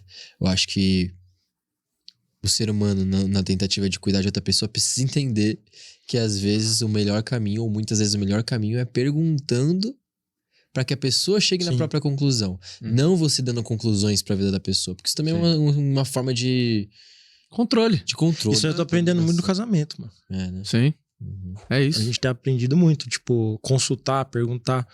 Óbvio que tô nessa jornada, nessa trilha, mas alinhar a comunicação, né? Porque como é a melhor forma que eu posso servir? Tipo, a Gé é muito boa nisso. Porque ela respeita a forma como o outro se sente servido. Então ela sempre vai consultar, tipo, como que é o jeito? Você gosta de água mais gelada ou mais quente? E eu, às vezes, sempre fui mais acelerado, querendo já responder. Eu já vou botar água gelada ou água quente. E tenho aprendido muito com ela nessa questão de consultar, que é isso que você falou. Às vezes vai ser uma pergunta, vai consolar a pessoa. Com certeza. Tipo, você tá lá num velório, você precisa de alguma coisa? Você quer que eu possa servir de alguma forma? Você quer que eu busque uma roupa? Você quer que... Sim. E olha só, a pergunta pode fazer a pessoa responder pra ela mesma, que vale muito mais do que o pastor dar a resposta, né? Aquela resposta que você chega sozinho, ela tem muito mais poder do que a resposta que você pega emprestado de alguém, né? Sim. E, inclusive, era a maneira de Jesus fazer, Sim. né? O que queres que eu te faça?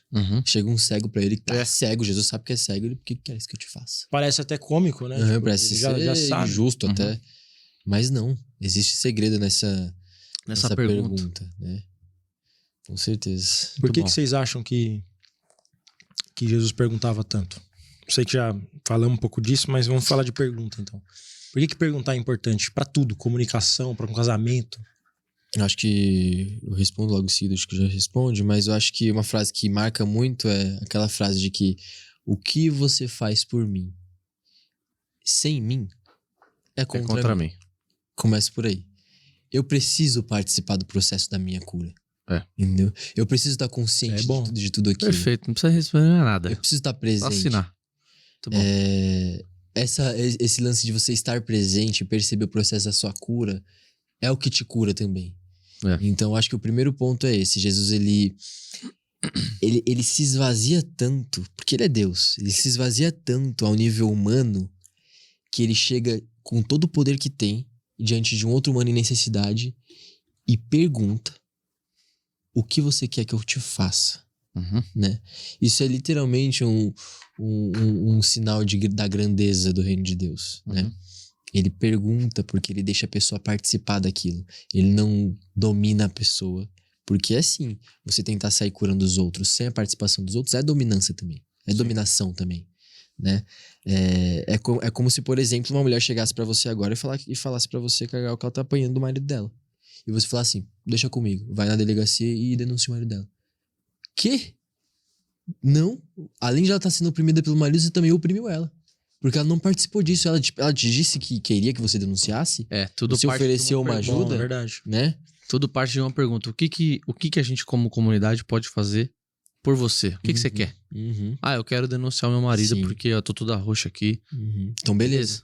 Agora, não, eu quero... Óbvio que aí a gente vai construir em conjunto essa consciência de que o apanhar é mal e que é necessário, às vezes, tomar providência. Com certeza absoluta. Tem que ser falado. Mas é a frase, né? Que o Dudu falou. Isso.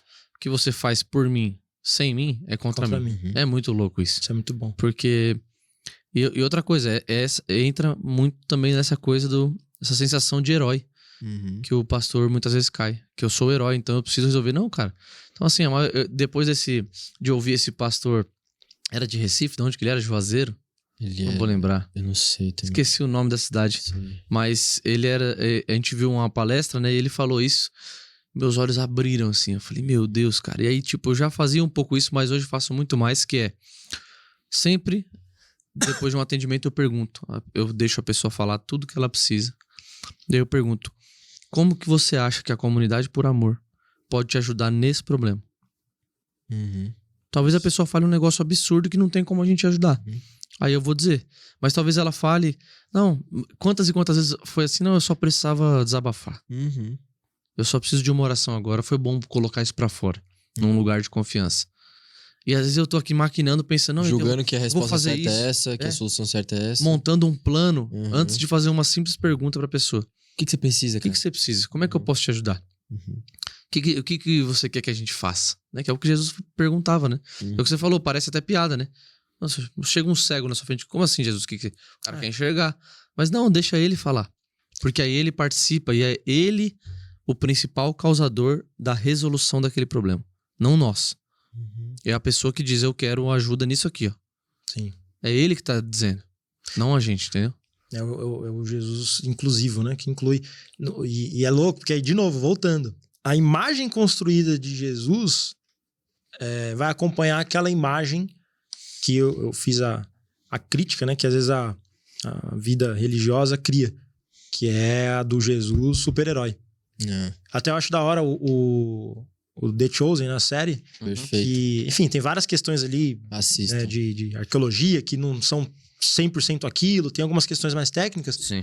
Mas a essência da parada é o Jesus que deixa buracos, às vezes, sem resposta. Sim. Uhum. É o Jesus que parece, em alguns momentos, algumas cenas, que eu acho muito louco, parece que ele não sabe a resposta. Uhum. Verdade. Tipo, parece ser um Jesus com enfim... Aí o pessoal faz o clickbait, né? Olha lá o alho, O olha o alho. Kagawa diz que Jesus é ignorante. Olha o alho. Mas Jesus... Mas Jesus com até uma camada de aparência de ignorância. Uhum. Uhum. Porque ele quer incluir. Sim. Uhum. Ele desce completamente a régua, né? Eu vou... Dele. Eu vou falar isso logo mais vezes, preciso ir no banheiro agora. E levou a sério. Falou do alho, mano. Que isso, mano. Ô, nós vai Cara, eu tenho tido um probleminha com o Jesus do The Chosen, porque eu já não consigo mais imaginar que Jesus é outro cara que não seja aquele. Então, tipo assim, quando Jesus voltar, ou a gente for, eu vou olhar e falar, não, mano, não é você não, pô. É o É do que cara lá do assistir The lá. Chosen. Mano, é muito bom, É né? muito legal. Tipo assim, esse lado humano, os caras capricharam, né? Puxaram. Acho que eles Pô, conseguiram contextualizar Jesus como texto. uhum, Lá que Paulo escreve que Jesus é a imagem do Deus invisível, né? sim. E eles conseguiram contextualizar essa humanidade de Jesus. Tipo, é o Jesus como a gente. Sim. Óbvio, um Jesus muito convicto do seu propósito, mas um Jesus que, no meio do seu propósito, também sente dor. Uhum. Se compadece com a dor do outro, faz pergunta. Pô, Jesus precisou aprender a andar, mano. Jesus passou por tudo, né? Não, Passou por tudo. Então, mas parece que ele não precisou aprender a andar. Sim. Do jeito que falam, né? Como às vezes a gente aprendeu. Como foi criado. Parece que ele, mano... Tipo, Jesus não chorou de fome, né? Quando queria leite da mãe, né? Do peito. Não, Imagina. ele não... É uma loucura pensar Na hora nisso. que nasceu, ele não chorou, tá ligado? Por isso que eu gosto da expressão que Jesus era 100% homem e 100% Deus. O único, né? Conseguiu ser assim, pra sempre será, né? E eu fico imaginando... Porque uma coisa é... Eu sempre faço essa pergunta pras pessoas. Eu falo assim... Ô, Tico, você acha que você é seu cérebro? Cerebro. Você acha que você é o seu cérebro? Por que eu faço essa pergunta? Porque... Caramba, foi rápido, hein, mano? Aí sim, mano.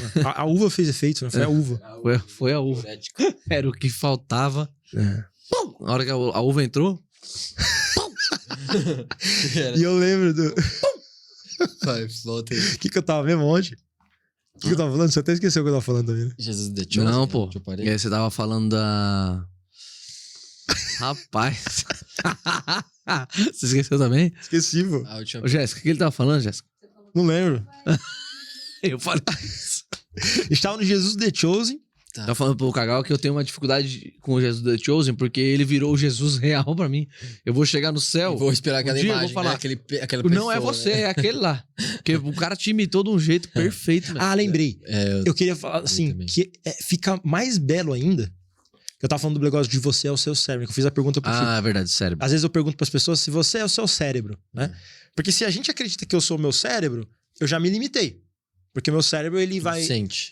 E meu cérebro, ele vai criar informação ou, enfim, imagens a partir do que eu vivi, o que eu tenho de informação durante a minha vida. Só que eu vivo, mano, 70, 80 anos pra um mundo com milhares de anos. Mais 90. Não, 90, 100. Aí a pergunta é... Japonês, pô, vai ver até uns 110. Por que pra... Japonês não come alga, velho. Por que eu acho mais belo ainda Jesus? Porque Jesus, ele conhecia plenamente esse lugar de plenitude. Uhum.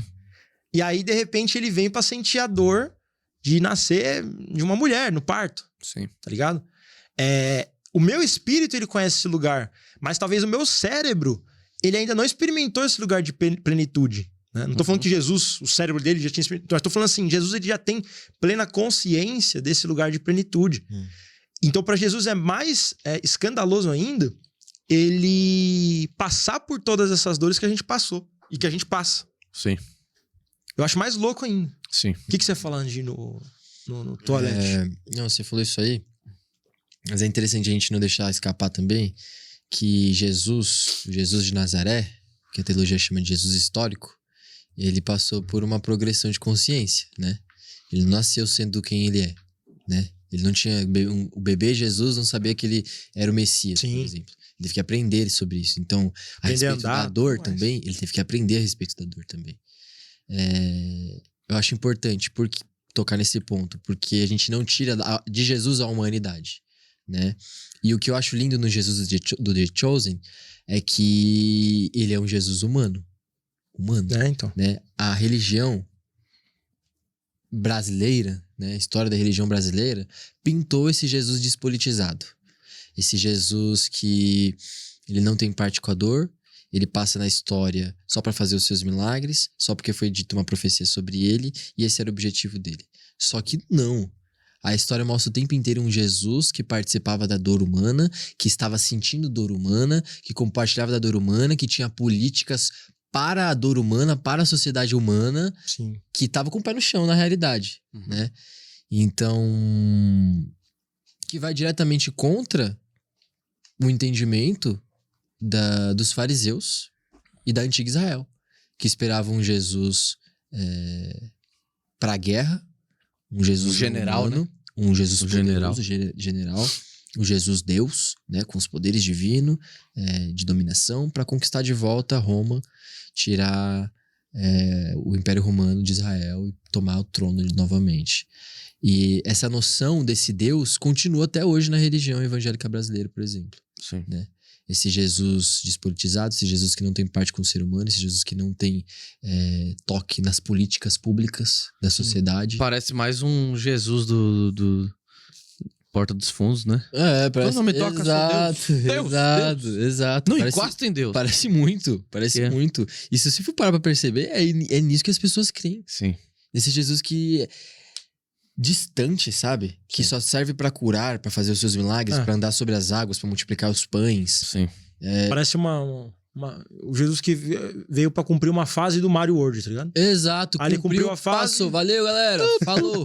Segue aí. Vamos pro próximo castelo, tá ligado? Não, pelo amor de Deus, né? Vocês viram que eu fiz a musiquinha do Mario ou não? Eu vi. Mario? Ficou boa?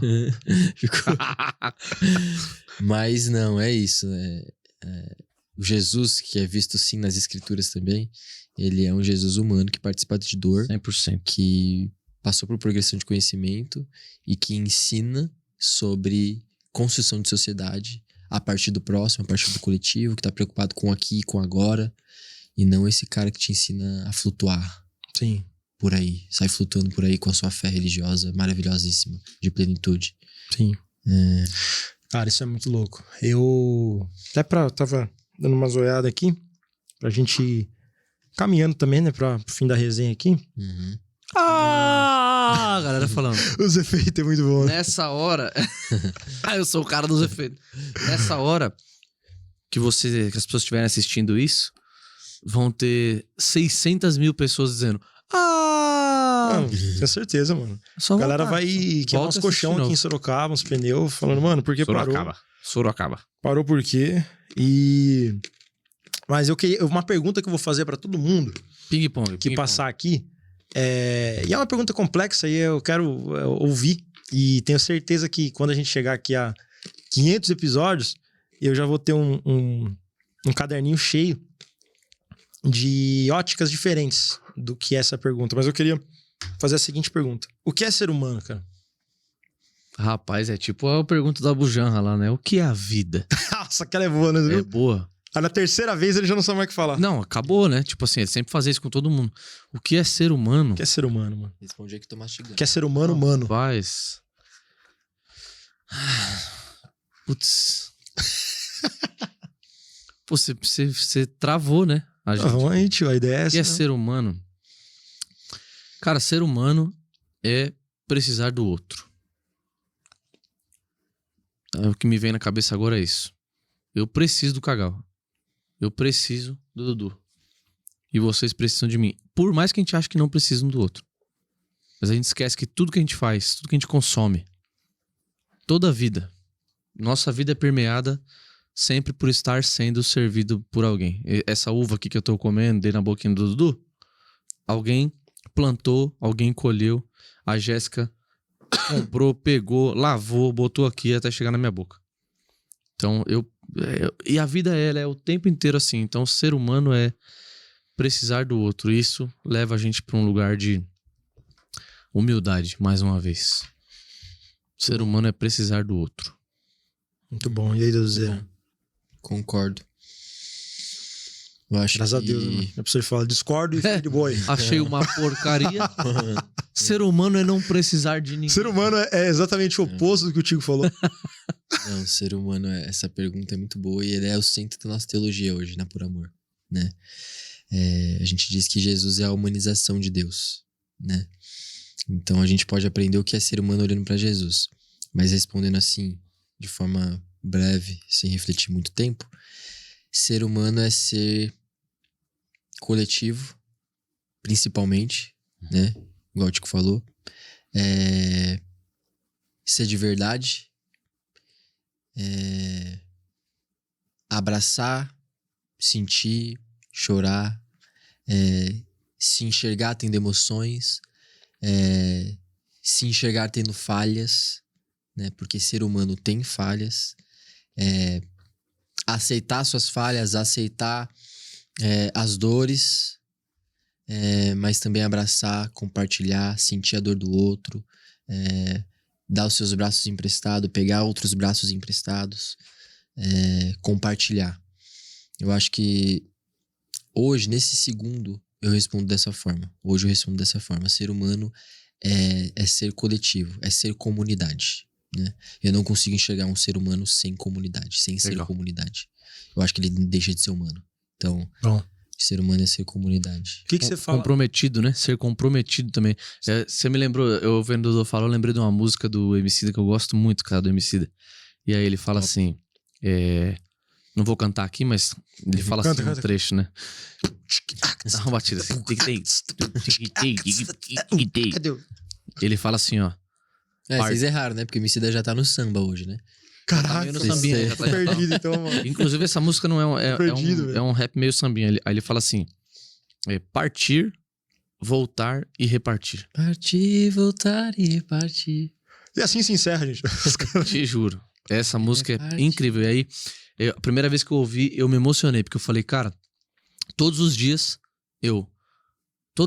você, todo mundo, até quem trabalha em casa, abre a porta, seja do quarto ou seja da sala pra sair, e você sai, você parte, você deixa os seus, a sua casa, seus filhos, cachorro, esposa, a esposa deixa o marido pra poder sair e aí pegar alguma coisa e você volta e reparte, e não necessariamente somente reparte com os seus.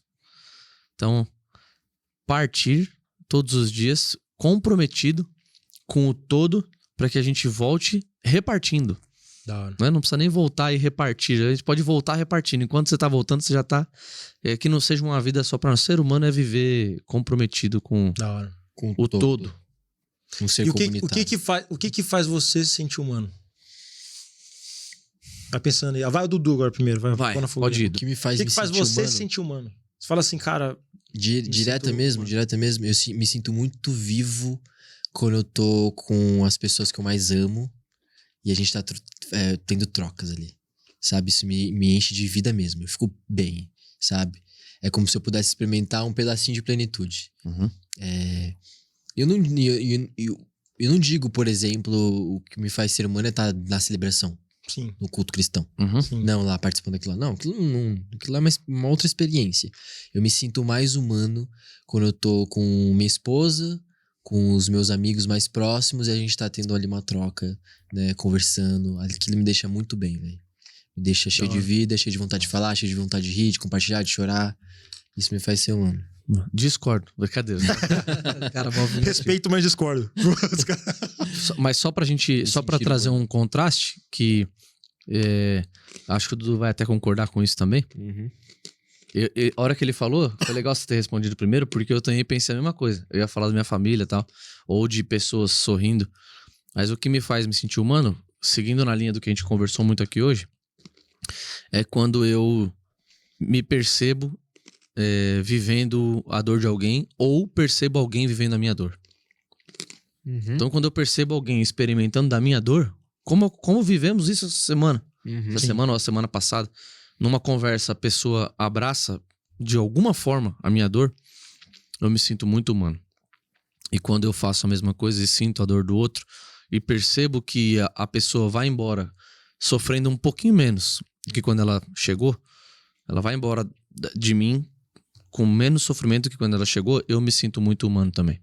Da hora. Então, eu acho que é de uma outra perspectiva, né? Que não é um momento de alegria, mas acaba sendo um momento de se sentir humano mesmo, né? De falar, cara, tô vivo, não virei uma pedra aqui, né? Eu acho que toda troca humana faz as pessoas se sentirem mais humanas, né? Um grupo ou uma dupla.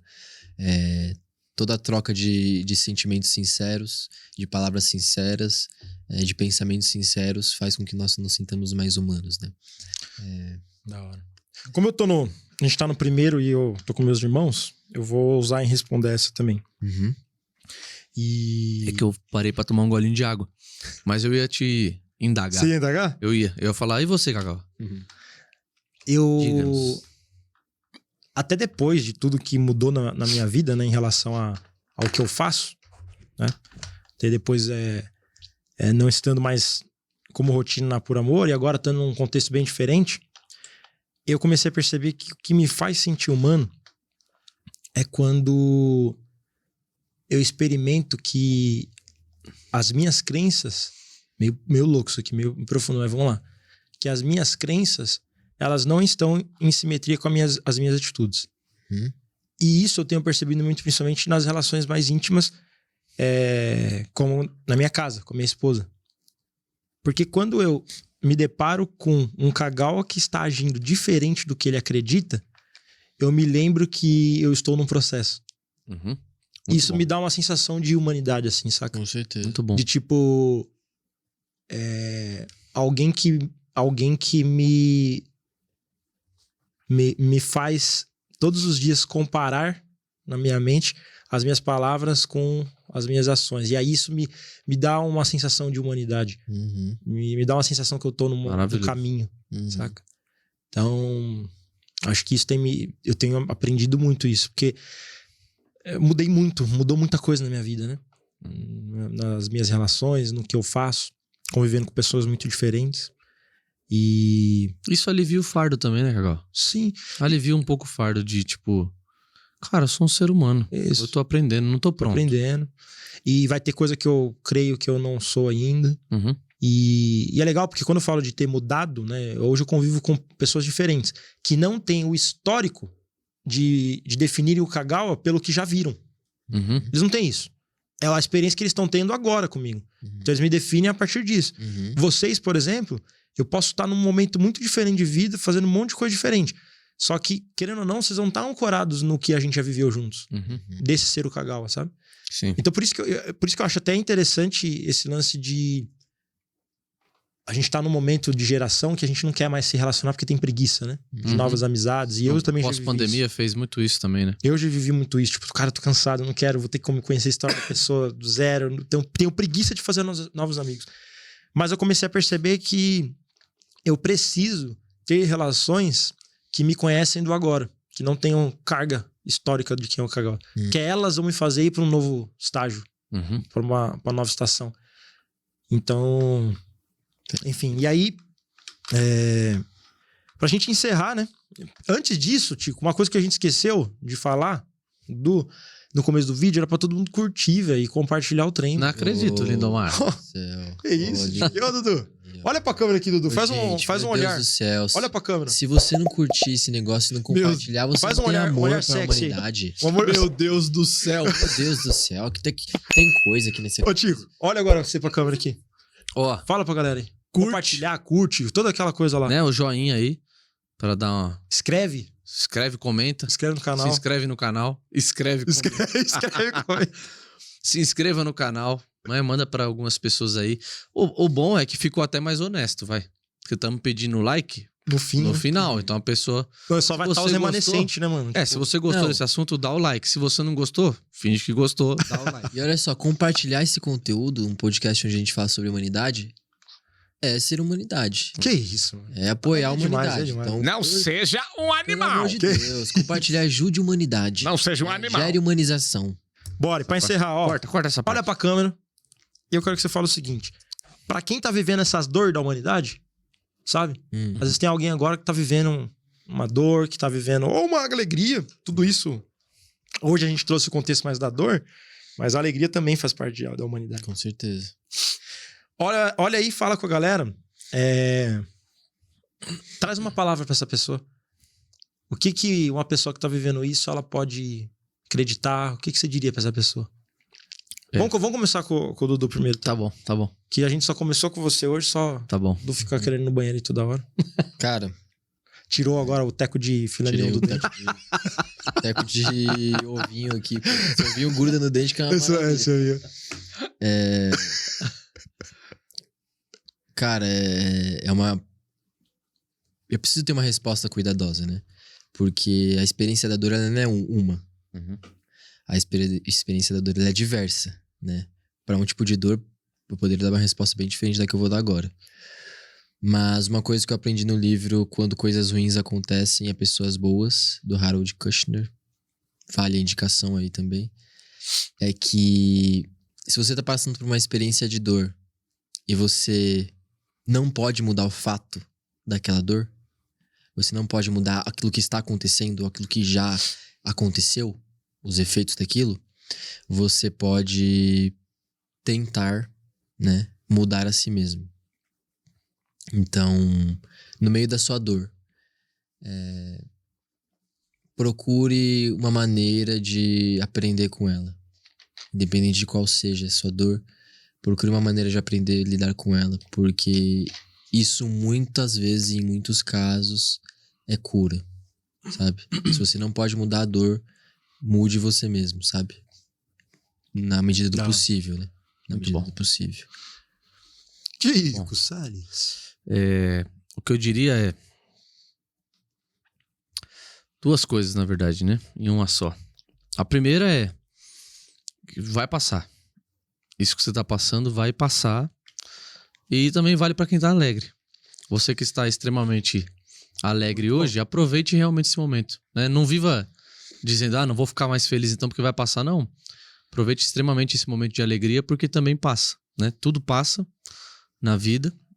E esse sofrimento, para você que tá sofrendo, seja lá qual for o tipo de sofrimento, um conselho bem prático divida ele com as pessoas que você confia, com seus pais, com a sua esposa, com o seu marido. Escolha alguém para dividir esse sofrimento, com a sua comunidade, quem sabe, né? Se você faz parte de uma igreja. Porque com certeza outras pessoas terão talvez um soro que vai te ajudar, que vai te alimentar nesse momento de extrema dor, de extremo sofrimento.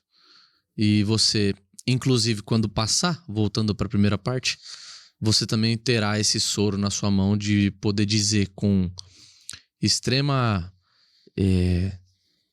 como é que fala? Convicção. Convicção, com autoridade, essa é a palavra. Com extrema autoridade sobre... Calma, eu sei que você tá nesse lugar aí, né, de ansiedade. Eu sei que você tá passando por essa ansiedade absurda aí agora. Mas aqui você tá ouvindo alguém que estava aí e hoje está aqui mais tranquilo, está bem. Então, calma, vai passar. Eu diria isso. Muito Se apegue com as pessoas que você ama, sabendo que Jesus está com você nesse... acho que o principal, que a gente talvez não tenha falado, mas que para nós aqui é muito claro, por isso que talvez a gente não tenha falado, Jesus está sofrendo com você. Com certeza. Jesus não está à parte, nem alheio a esse sofrimento. Ele está sofrendo com você e passando por tudo isso aí com você, agarrado em você. E de alguma forma isso vai passar e ele tem parte com isso. Muito bom. Sim, Muito bom. eu acho que Nós se empolgamos agora. é injusto Vamos lá. responder essa pergunta de uma forma assim, direta. É difícil, porque cara. a dor, ela é diversa. Sim. Então... A dor tem um sujeito. a gente E o podia sujeito citar- tem variáveis. Sim. A gente podia citar a música do Marcos Almeida, Toda Dor é por enquanto, Uhum. Sim. Tem mas o muitas- amor dura para sempre. Tem então. muitas coisas que a gente pode aprender com as próprias escrituras, com a experiência religiosa, mas com certeza a comunidade cura. Jesus está com você, independente de quem você seja.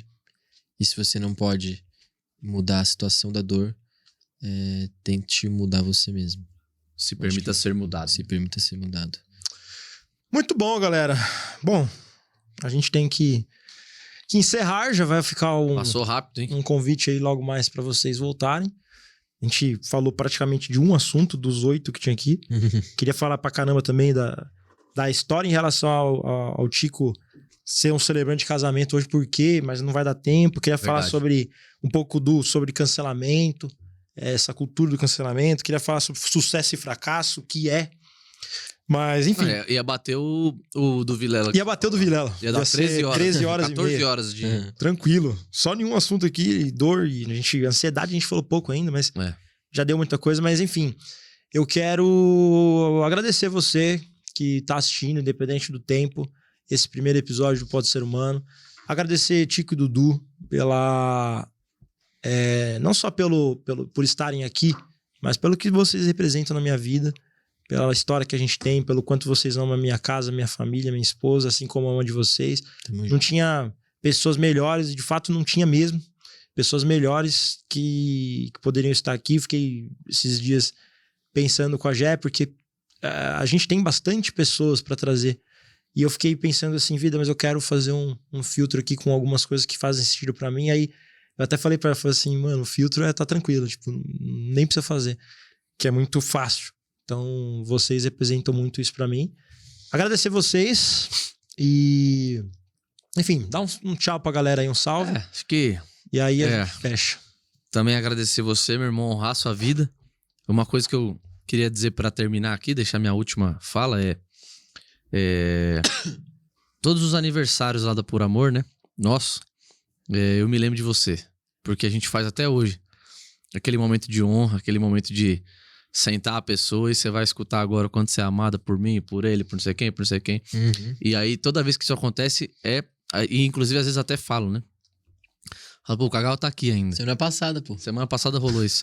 Não, o Cagal tá aqui ainda, porque aquilo que a gente faz, que a gente planta de amor no outro e genuinamente, segue, né? E aí, tô te contando isso porque talvez você não saiba que até dentro da minha casa a gente faz isso.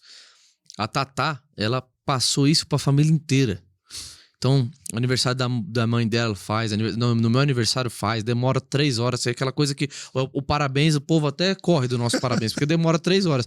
Mas é um momento de honra e de ser humano amando o outro.